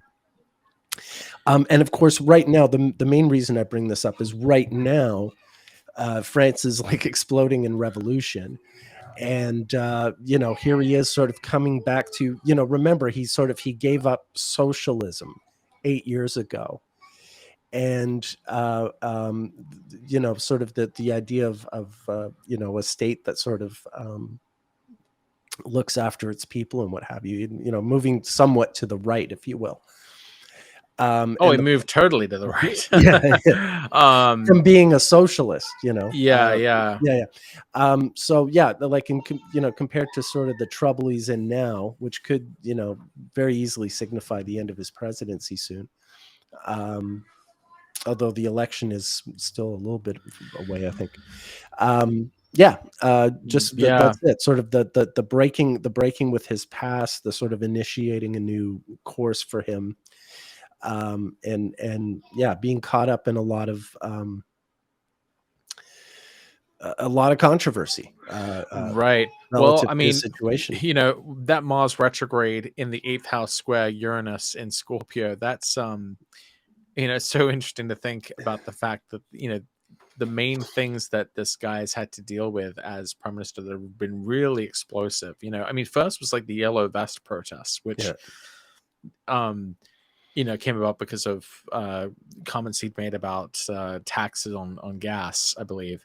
And so like the issue of like taxation ends up being kind of the lightning rod to this, really significant wave of opposition. And that, I mean, I think, you know, at least from American standards, even that was pretty extraordinary, the Yellow Vest movement. But this is like on a whole other level. And of course, it's from, again, threatening to sort of add to people's tax burden or to cut down on the benefits that people receive from shared resources, right? So like Mars in the eighth house, retrograde no less, you know, it seems to really be this just uncontrollable kind of lightning rod and of course, I mean, the other thing is, you know, anger. this ride is coming about because of the death, the murder of a kid, and Right. and people's reaction to it and everything. I mean, that's what really sort of got things going this time. Right. So yeah, very, very hot summer for Mr. Macron, no doubt. Right. The, you know, as far as how it relates to Venus retrograde, it's so interesting because there have been other Venus retrogrades which have meant a fair amount to him in a way that is quite different. So, for example, you know, one of the more interesting Venus retrograde stories involving Emmanuel Macron, of course, is the fact that he met his current wife when he was 15 years old, and she was his teacher. His wife, she was born during a red one. She was born with Sun and Venus in Aries while Venus is retrograde. And I believe they met while Venus was retrograde in Aries, because I did the math. And then they ended up finally getting married much later on once he was an adult. They got married, I believe, in September of 2007. So right in the aftermath of still in the red five, still in the red but five, yeah. still in the red five, but in the aftermath of the Venus retrograde in Leo. So there's some stuff going on there with Venus retrograde that's not necessarily immediately apparent, and I would assume that to be the case too with Venus in the eighth, since the eighth house tends to be a more private or secretive house. I would think that, well, so his natal Venus is in the 12th. His natal Venus is in the 12th, and then transiting Venus will be is in the 8th. Yeah. So, you know, I don't know what kind of freaky stuff, you know, Macron likes to get up to, but I would wonder about, you know, well, certainly, you know, having Venus in the 12th, if you're 15 years old and dating your teacher, you definitely have to keep your mouth shut about it. Yeah, I don't know about the detail. I don't know that they. I mean, I don't know exactly what happened. I just know that that's when they first sort of connected. Sure. Just because otherwise I might be prone to making an incorrect statement. I probably got a few things wrong so far. It's a lot of details. No, I think we're doing okay. Shall we move on to the 9th? Sure. Yeah. All right, let's move on to the 9th. And I have our the 9th house is the house. I like to think of it as the house of broadening one's horizons, you know, whether that's physically or mentally or intellectually. Consulting an oracle. That was the Hellenistic phrase, right? Oh, really? Yeah, it's consulting an oracle. I like that. I mean, yeah, the sort of speaking to God, if you will. Right. It's the house of God, according to the Hellenistic astrologers. And so the 9th house, I think, in sort of modern context, relates to travel, sometimes very literally, but I think it's not just travel of the body, but travel of the mind as well. It's the way we explore, or the way we try to get a better vantage point to sort of see further and to have a bigger, sort of broader perspective on the world. And some people do this through their exploration of religion or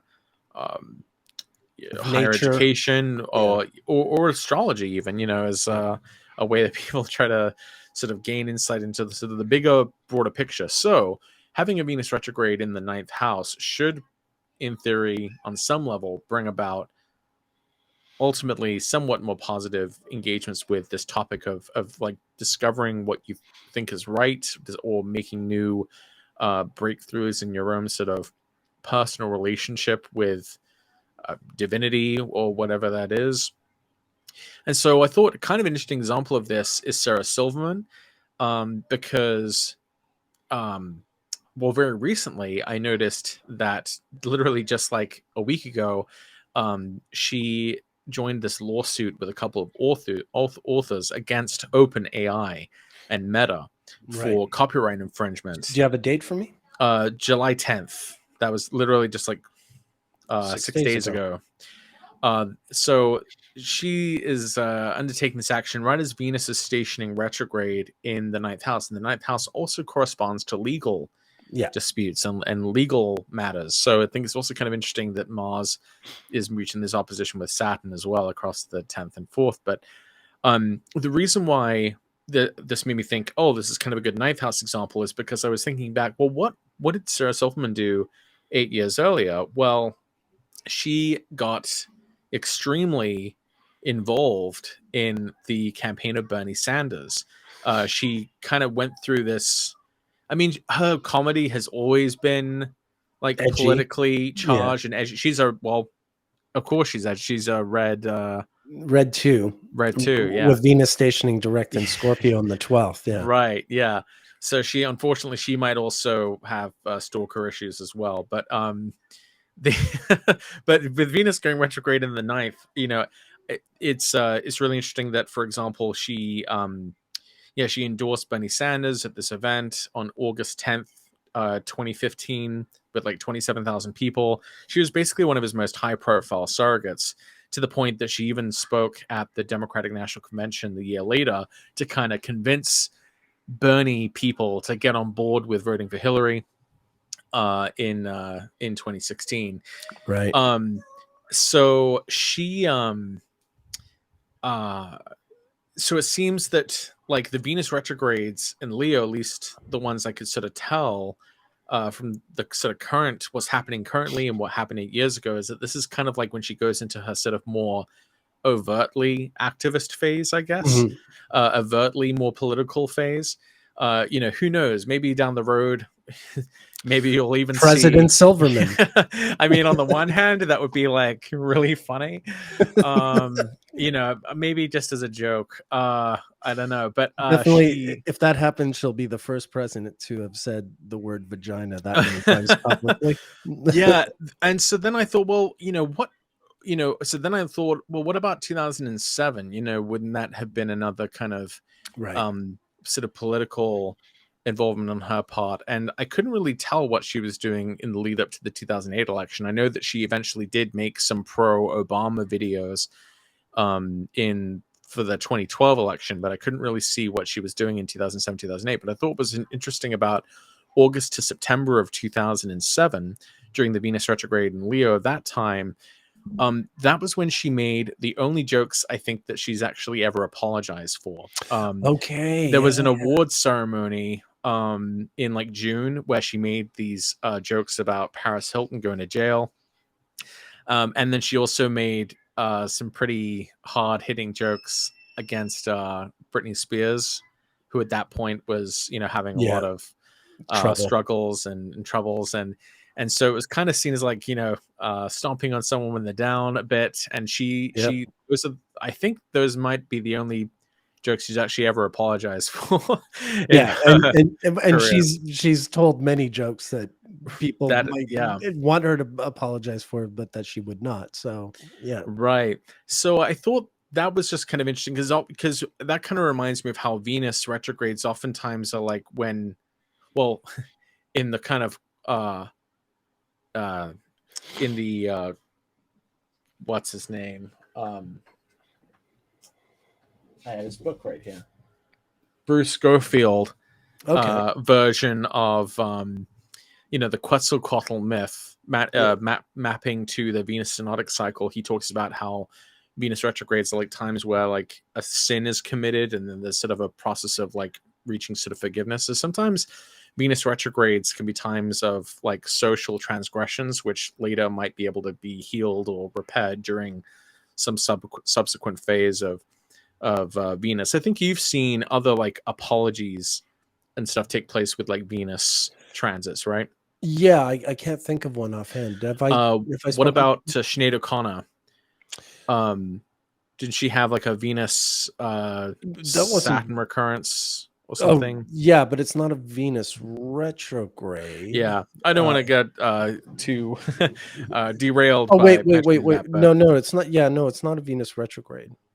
She has a Venus Saturn square, and it wasn't an apology, but she tore up a picture of the Pope on Saturday Night Live, and then and people didn't know why. That was the thing, because it wasn't a big story. See, people understand it now.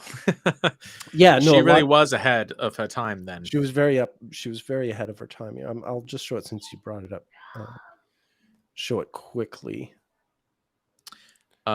Someone in the comments also said that she, referring to Sarah Silverman, also apologized for doing blackface on her show. Might have been around that same time too.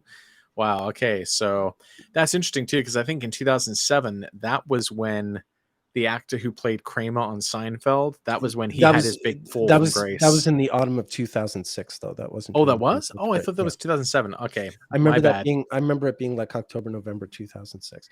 Yeah, this is Sinead. She's got Venus square Saturn, and when there was a Venus Saturn square, this is when she tore up the Pope.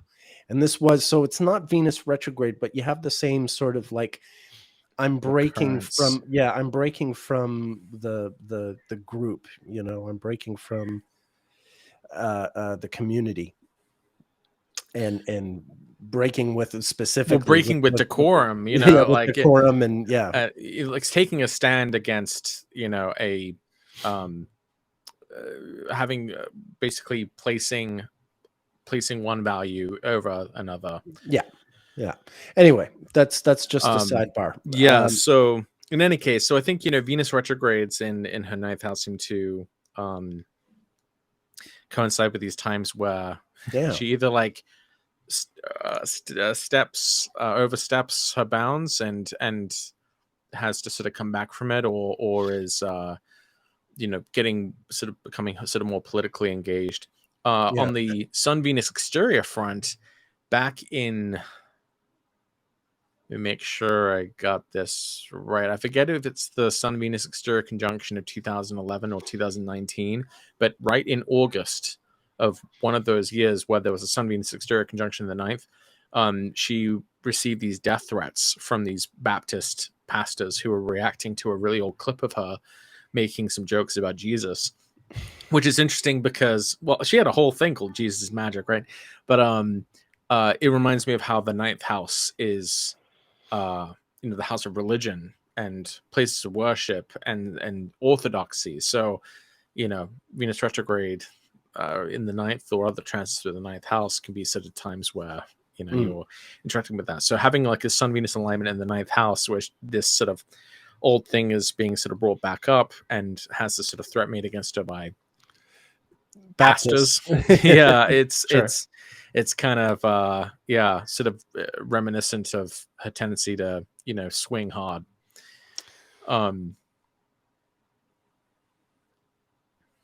Okay.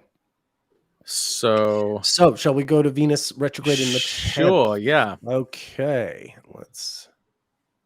this is a good one too.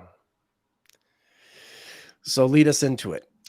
Yeah, so the 10th house is the house of not just career, visibility, and reputation. Yeah, there, you know, the 10th house can also have this connection to identity on a more public, in a more public facing way.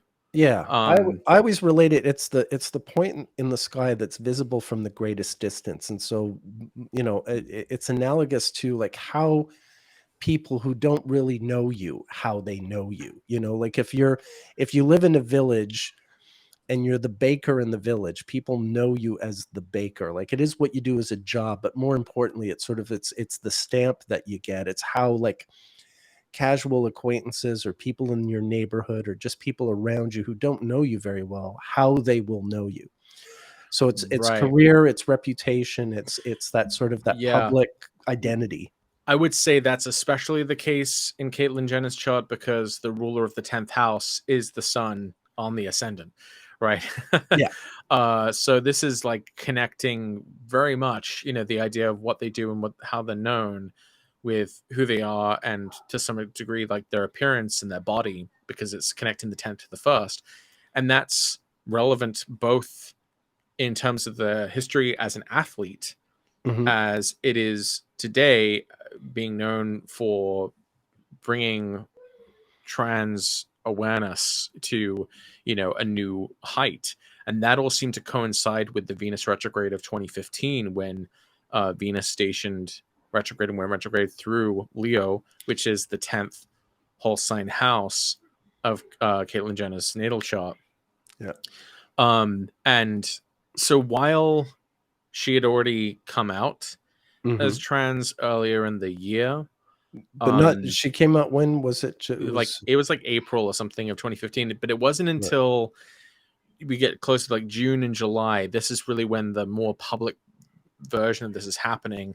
The famous Vanity Fair cover for July of 2015, that debuted on June 1st, 2015. Okay. And then she had a whole like mini series, like a TV show called I Am Kate. That aired when? July of 2015? July 26th, 2015 was when that came out. So we can see that's right as Venus is going retrograde through the 10th. And just 3 days before that, they held a renaming ceremony for themselves, for herself, to be officially renamed Caitlyn. And so that was July 23rd, 2015. So we can see these, she ends up right becoming, as Venus is going retrograde on Mars. Yeah. She is, she's really, in a huge way, just becoming this new kind of, for some people who had maybe never really, had to be sort of confronted with the reality of trans lives in any particular way. You had this really high profile example just staring everyone right in the face. So like, no, on the biggest TV show. Yeah. Trans people exist. And, here is one. Yeah. So I think that's pretty interesting. So for everyone who has Scorpio rising, I would think that Venus retrograde. Speaking also of Venus square Saturn and the recurrence. This was, she has Venus square Saturn, and all this coming out was very Venus square Saturn. So once again, the whole thing about consensus, and the reality, the existence of people that maybe a large part of society isn't typically aware of or tuned into. Right. You can see it coming in there. Yeah, no, for sure. So I think for anyone who's a Scorpio rising, there would be some degree to which Venus retrogrades in the 10th house would correspond with exposure. Yeah. Self-reinvention maybe in your career, or rebranding that's a good idea. I mean, that's Caitlyn, on top of everything else, was definitely rebranding herself. This whole renaming. Well, renaming. I mean, very literal. Like that's exactly the point. And we can sort of see why it happened in a year like 2015 rather than like say earlier or before. Yeah. Now, one other kind of interesting thing about this Venus retrograde is we can see Venus also rules Caitlyn's 7th house of partnerships, and it's weird because although it doesn't quite match up with the retrogrades, her divorce to Chris was finalized in 2015, and they got together in the beginning of 1991, which was a previous Venus retrograde in Jupiter, Venus retrograde in Virgo to Leo with Jupiter. So there seemed to be some broad Venus-Jupiter correspondence between these 2 years, 1991 and 2015, that just happened to bookend the timing of that relationship. Now, the specific timing might have some alternate, explanations, but I think that the general correspondence is sort of enough to know, like, okay, that's probably some sort of, Venus Jupiter thing. Yeah. Did you have any more you wanted to add on this? Or no, I think once again, I mean, the Uranus being in the picture just made this a very special Venus retrograde.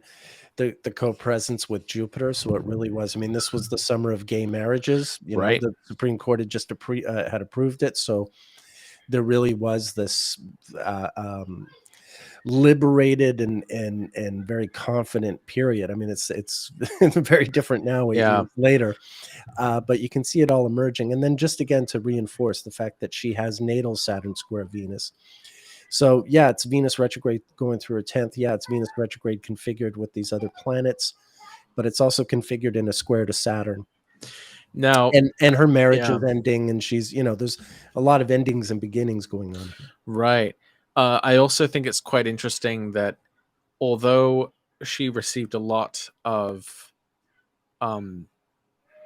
plaudits for everything that there were a lot of good things that came out about the sort of increased period of exposure in the summer of 2015. We also know that interestingly, Not politically, not everyone was friendly. she skews conservative, so she ends up so in a very kind of interesting, funny twist. She sort of ends up sort of alienating in many ways people who otherwise would be strong allies because of her support for like Republican politicians, but then also isn't really accepted on the right either because she's trans. She's a trans woman. Yeah, so you can see both malefics in her chart are in which house? The 11th. Yeah. Right. Of friendships and alliances. So and I gotta say, I mean, speaking of that malefic, like Venus did station retrograde on her Mars. Right. And I mean that, like, it's just very literal, right? She's gone from one gender to another. Yeah, I mean, it didn't happen obviously on a particular day. I mean, it was this has been a process decades in the making. But that it came to this kind of that it came to this kind of public present. Yeah. Sorry for talking over you this whole time. That's okay. That's all right. It's always going to be one of us will get complaints. Since I got the last complaint about talking over you, you're due to get the next complaint. Yeah, I guess. Yeah, it's my turn. So really, in essence, the idea of the social consensus reorganizing. I mean, it seems like one big thing we could say about the Venus retrograde of 2015 was that it reorganized the social consensus in favor of LGBT rights and celebration and embrace of LGBT persons and issues and therefore very cool. So I think it's a pretty good one. Excellent example. All right. On to the 11th house. We're almost all the way through. All right. It only took us 2 hours. So it's the thing. I have a client at 1:45, so we've got like 45 minutes to do the rest of the houses. All right. Yeah. Well, but I think we can do it. I think we can do it. All right. So the 11th house is the house of alliances, the house of friendships, is the house of groups that we're a part of, and our relationship to groups, I think, especially is implicated by Venus retrogrades in the 11th. What would you have to say about that, Nick? It's your clan, it's your gang, it's your peeps, it's your team. Let's put it that way. So returning to the theme of me talking about people and things that I don't really know anything about. Likewise. This dude is so famous. I know his name. I know his name. I don't know anything else about him, really. I know he's very good at what he does. He throws balls. That's pretty much it. I don't think he does anymore. I think he's retired now. But yeah, so Tom Brady. So here's what happened to him in 2015, and here's why I think it really makes sense with the 11th house. So there was this, if you can call it a controversy, in do we have football in 2015. Date? Do we have a specific date? So yeah, on May 11th, 2015. So I have to start the story a little further back before we get to the retrograde. May 11th, 2015 is when Brady was suspended by the NFL for supposedly tampering with the footballs. This is this controversy called Deflategate, where they thought that they were intentionally manipulating the amount of air in the balls to make them harder for the other team to catch or something. I'm not exactly sure, but it has to do with deflated balls and men grabbing them forcefully. So Right. As opposed to 2016 when they'd be known for Right. grabbing other Well, things. no. No. So somehow Brady got implicated in this, and so he was suspended on May 11th, 2015. You can see like Mars is just about to enter his ninth and opposes Saturn there. So this Transiting Saturn. suspension was being kind of investigated. Like during the suspension, it was being investigated as to whether they would uphold it. And so then we get to the Venus retrograde on July 28th, 2015. It was announced that the NFL was going to uphold Brady's suspension. They did this whole investigation, and I guess in that time Brady like replaced his phone, and they thought he was trying to like get rid of texts that had information on it about like air pressure or deflating balls or whatever, and he said no. But so on July 28th, 2015, the NFL, the team that he's a part of, basically said, no, we're going to keep you out of playing. And so he responded personally, on social media saying, I'm very disappointed by the NFL's decision to uphold the suspension, and I won't allow my unfair discipline to become a precedent for other NFL players without a fight. So, the organization that he'd been part of for years now as like one of the star players in football, was there was a reorganization of his relationship with that organization, right? They turned against him, and his connection with them, was changing. It was turning sour. They were now, his opponents. And I think it's interesting too on a natal level that he has the Sun and Saturn in the 11th. So he's both known as like the star player, but also censored. Yeah. And so just to continue the story, or to finish the story, so this went on through the retrograde. A federal court vacated the suspension on September 3rd, 2015. So over the course of the retrograde in Leo is when he's battling back against this suspension and it being upheld. So it took a federal court to like intervene in this over deflated balls. And again, it just seems kind of stupid. But anyway, so the federal court said like, no, actually, this wasn't fair to Brady, and like he should be part of it again. And then like it eventually was like reinstated in 2016. So it was just this giant mess that didn't get resolved at that time. But I think the fact that the Venus retrograde happened in his 11th house during the time frame when the suspension was upheld, and right, this was the defining point of his changing relationship with this organization that he previously, The really interesting thing here is look at this double sextile. He's got this Jupiter-Venus conjunction Gemini to Cancer that makes a perfect sextile to the Jupiter-Venus retrograde on July 28th, on the day that the NFL says no. Right. Well, also isn't that interesting? Well, also look where Mars is. Yeah. So close to his midheaven as he's, suffered this major setback. Squared by Uranus. Right. Yeah. I don't know enough about like the details of it beyond this to intelligently comment, but that's the basic idea. I know he went back to throwing balls and kicking balls. Yes, at least for some amount of time after that, he continued to kick balls. But I think it's important though. The astrological significance of this is simply that if you were looking at this person's chart for the year 2015 and you were trying to figure out what was going to be happening with them, you would have been able to say, well, a Venus retrograde is happening in your 11th house. This is going to be, potentially like challenging social situations involving the groups that you're a part of. Yeah. And that kind of interpretation would have made sense. For a regular person with Libra rising, you could say something somewhat similar, that Venus retrogrades in Leo should be about kind of reorganization of the social consensus that you have with friends or the groups that you're a part of, and how you identify with them or not. Yeah. And so my next example, is another person who kind of bore this out in a very dramatic way. I'll have her up in just a moment. Go ahead. Start talking. Rachel Dolezal, if you remember her, she was She was the woman who,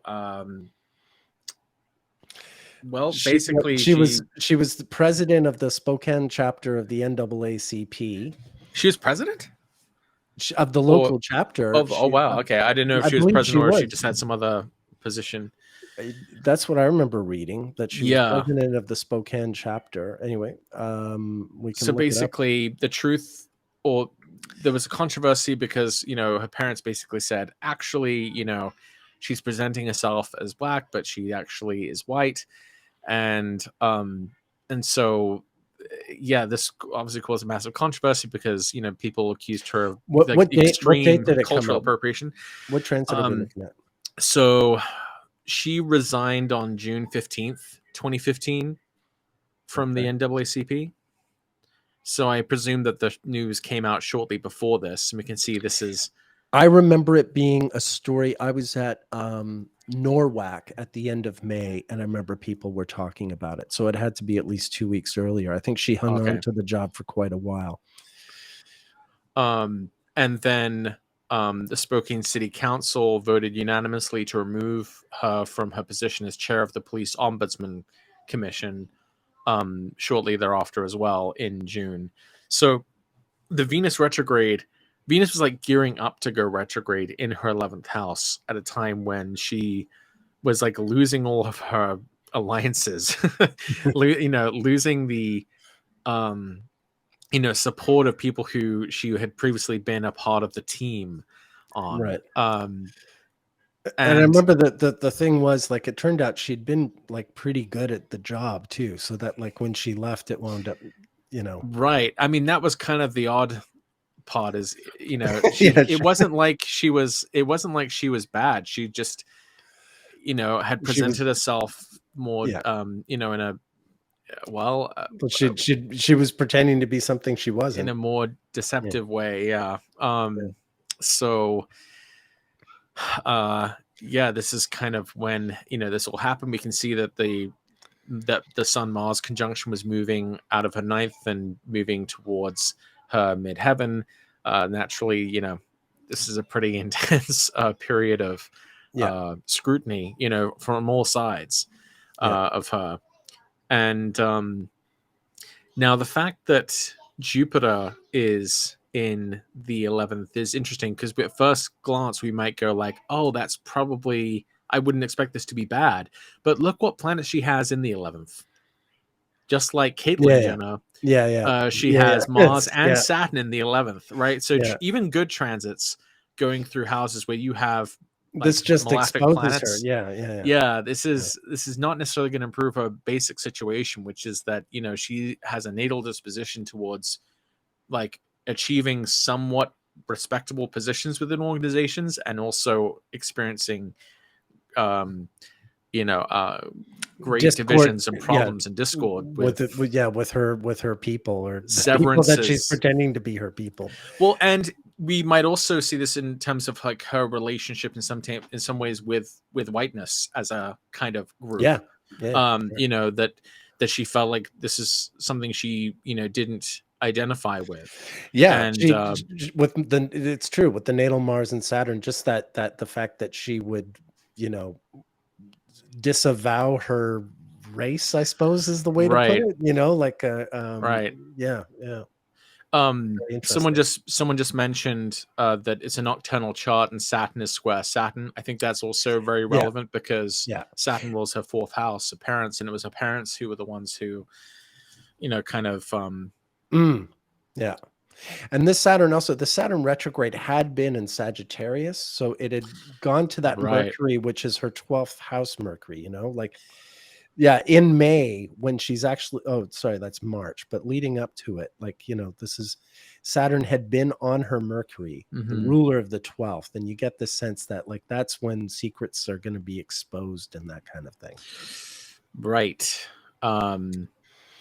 So I thought that was an interesting 11th house example. Great example. Venus retrograde is about, and I love the thing, both her and Caitlyn having that Mars Saturn in the 11th, and just, how it just testifies. No friends on any side, because conversely, Kim Davis, had a lot of obviously detractors, but support as well. Like, but huge support though. oh, she's a hero to some people. Yeah, to some people they see it, but like Caitlyn Jenner is someone who doesn't have too many friends on any side, and same with Rachel Dolezal. They're both people who must struggle more with that. So I thought those are interesting points of comparison. Fantastic, well done. So now we have just two more examples.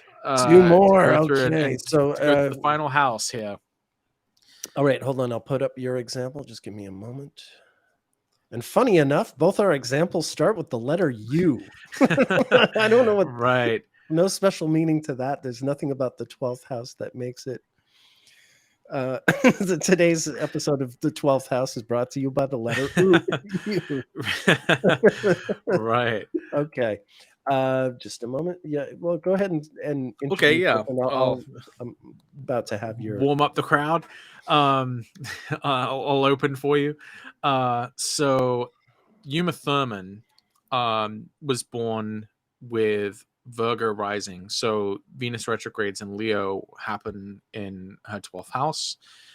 And so the 12th house is the house of enemies and of things that sort of work against us and the people in some ways who are not like on our side.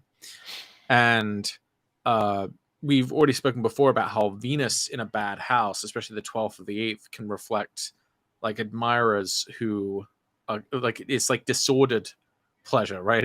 Or disordered versions of social connections. So Venus in the 12th house can be like having a attention and affection, but from someone you don't want. So it's like a stalker, an admirer who you don't want to have. Unwanted attention is maybe a theme we might be able to say about Venus in the 12th.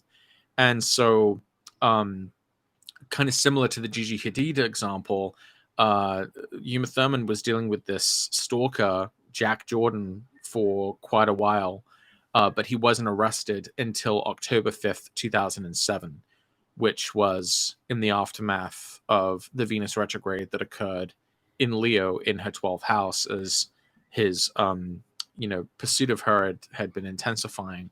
In fact, in August of 2007, when Venus was actually retrograde, she was on vacation in the Bahamas, and she said that she felt physically nauseous because her personal assistant called her to say that a man named Jack Jordan had come to her front door and was ringing the doorbell and refused to leave, and that he only left after she told him she was calling the police. And this guy's just obsessed with her and wants to come after her. And so so that was going on through August, and then he finally wasn't stopped until October 5th, 2007, which was still in the red 5, but is after Venus retrograde. So we just see it was like a heightened period of activity from a person who had a kind of unhealthy obsession with her. So I think that's a pretty good Venus retrograde in the 12th house type story, that they were finally caught. For sure. The 12th house is also imprisonment. Yeah. And she's the only person we're talking about today that I've met. You've met Uma Thurman? I sold her a Christmas tree, Christmas of 1998, when she was with what's his name, her husband, Ethan Hawke. Ethan Hawke, yeah. So it was her and Ethan. So you met Ethan Hawke too? Yeah, but not just that. I met 3 celebrities because they had their newborn baby. It's that great Christmas where you have a newborn baby, and that baby is now on Stranger Things, right? What's her name? Their child. Maya Hawke was an infant. So yes, I sold them a Christmas tree in New York City, Christmas of 1998. Ethan, Uma, and their brand new baby, who is now also a celebrity. Scorpio rising. Okay. Yeah. Apparently. Yeah. We have her data. Yeah. So anyway, that's just my little aside. Yeah. Oh wow. Okay. That's really interesting. That's cool. That's all. Sold her a Christmas tree. They were very happy with it. It was a beautiful tree, a Douglas fir. Wow. Yeah, in New York City, they always get Canadians to sell Christmas trees on the street. It's like a New York thing. Everyone knows. I see. So, usually French Canadians, but since I'm from Quebec, I qualified. So if you have Virgo rising, then, I think we might be able to say that it's a time when either, you might be on the receiving end of attention from someone that you might not necessarily want. But I would also not completely discount the possibility that it could happen the other way as well, where maybe you have secrets that an obsession with someone that can't be fulfilled, or that is unreciprocated, or is somehow like an improper type of fixation or desire to have for someone. Just like how I feel about you, Watson. And I hope I'm not being terribly offensive by saying that if you've had wonderful relationships occurring with Venus retrograde in your 12th house, but I would think there would be something that is somehow, there would be something a little off, about it, I would think. Yeah, look, it can have to do with on a more personal level, with just the stuff that is from your very private world, from your own secret world. And sometimes it can be exposure as well. It wouldn't surprise me in other instances, because she has Venus close to the midheaven there in the 10th square the ascendant, that the 12th house can manifest in different ways. In this case, it was a stalker, but it can come out in different ways as well. Right. Well, I mean, I think of, what enemy is kind of a weird word to use, because we don't always use that word enemy very casually. But I think stalker, though, everyone knows what that is. That is definitely a 12th house type figure to you. Yeah. Yeah. So do you want to give us our last one? Let's go to our last one. Our other letter U person. Sorry, let me share the screen. I almost did my classic forgot to share the screen thing. Did I tell you I was someone's mentioning Siegfried and Roy, October 30th, 2003. But the Siegfried and Roy, the tiger attack, it was October 2003, which is not a Venus retrograde, so we're not talking about them today. Some other time, I'm all about talking about tiger attacks. So our other letter U, Uma Thurman to Usher. Usher is a red 2. Usher was born just before Venus went retrograde. He's been in the news lately because he's trying to break up marriages. Have you heard about this? Yes. Yeah. He's got this 12th house thing. But here's the thing. Usher has been married twice. The first time he was married, he married his stylist. And there was a wedding planned for July of 2007, but it was canceled. And then there was a small ceremony, I think it was August 7th of 2007, and then a big ceremony on September 1st, 2007.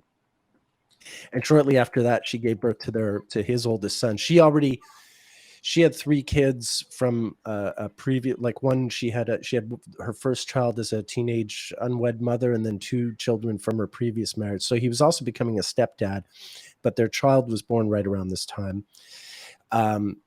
Saturn rising, very classic for stepdad, or for Saturn to be involved. Well, Saturn's also ruling the 5th house as well. Right. And sorry, I'll just finish the thought. Of course. So this is his first marriage, and this eventually ended in divorce. And then he secretly got married to his second wife. Sometime, it was literally a secret wedding that was only announced in December of 2015, but the wedding itself happened in August of 2015. So both times he's gotten married has been when Venus has been retrograde in his 12th. And both times, I'm not sure why the first marriage was, the first wedding, like I said, it was canceled. Then a month later, there was one ceremony, and then the other. Yeah, there's a story there that there's some kind of 12th house thing going on there. Maybe it was because she was pregnant, but she wasn't that pregnant just yet. I think she had the child in November. But for whatever reason, there was that, and then the second wedding in 2015 was literally a secret wedding. Mm-hmm. Sorry, what were you going to say? Oh, I was just going to say, some people might go that seems like a strange thing to happen in the 12th house. And I would say, yes, but check out where the ruler of the 7th house is. Yeah. The ruler of the Exactly. seventh house is Sorry. Jupiter, and Yes, it's in Leo. yeah, exactly. I was gonna say just that. Exactly. The fact that Jupiter is the planet there and it rules the seventh. Exactly. That's why it's weddings, because Jupiter's Right. there. Yeah. Yeah, so I think that's a really great example, and I think it's so funny, like you said, very recently Usher's been kind of trending for kind of trying to he's like the kissing bandit or something. trying to break up other people's relationships. You better stay the hell away from my wife. That's all I'm saying. He's definitely got that Venus retrograde going on in his natal chart. He's kind of got some of those vibes. Oh yeah, big time. He's a big time Venus retrograde guy. He was always I know like ultimate, like kind of smooth, charismatic, R&B star, right? Oh yeah. I mean, he's everything. I mean, he was dancer, singer. Yeah, and he was a young, guy. He won Star Search, or he didn't win Star Search, but he was discovered on Star Search when he was 13, which was 1991. I don't know if it was during the summer of 91 during the Venus retrograde, but yeah, like, I mean, I remember when he was coming up, he had that kind of Michael Jackson vibe to him that no other performer has had since Michael Jackson. Just this sort of like superstar, all round, the dancer, singer, all round performer kind of guy, impresario kind of thing. Kanye used to open for Usher. I mean, that's where the hierarchy goes. You know what I mean? Right. So he's a total Venus retrograde, and 78. I always have I love 1978 for the Venus retrograde, because you get this Uranus thing. The Mars and the Uranus. That the 1978 was a very sort of kinky, wild, Venus retrograde. A lot of crazy stuff going on. So sometime I could do a whole episode just about the Red 2 of 1978. That's really, thank you for pointing that out, because I just realized one of the other kind of distinguishing features of this particular Venus retrograde is the fact that it's going to be square Uranus. Yeah. So this is like the Venus retrograde that, if you have like a Venus Uranus aspect to natal chart, especially a conjunction or square or opposition, you're probably going to really resonate with or interface well with this Venus square Uranus, which will prompt you to seek more novel or occasionally boundary breaking Venusian experiences of pleasure and social interaction. Right. Remember, the one in 2015 was trine Uranus, and now we have the square, so it's a very different kind of dynamic. But definitely, I mean, both of them connect the two planets and have them interacting and doing the thing they love to do. Yeah. Wow. Absolutely. Wow. So that is Venus retrograde through the 12 houses. Amazing. We did it.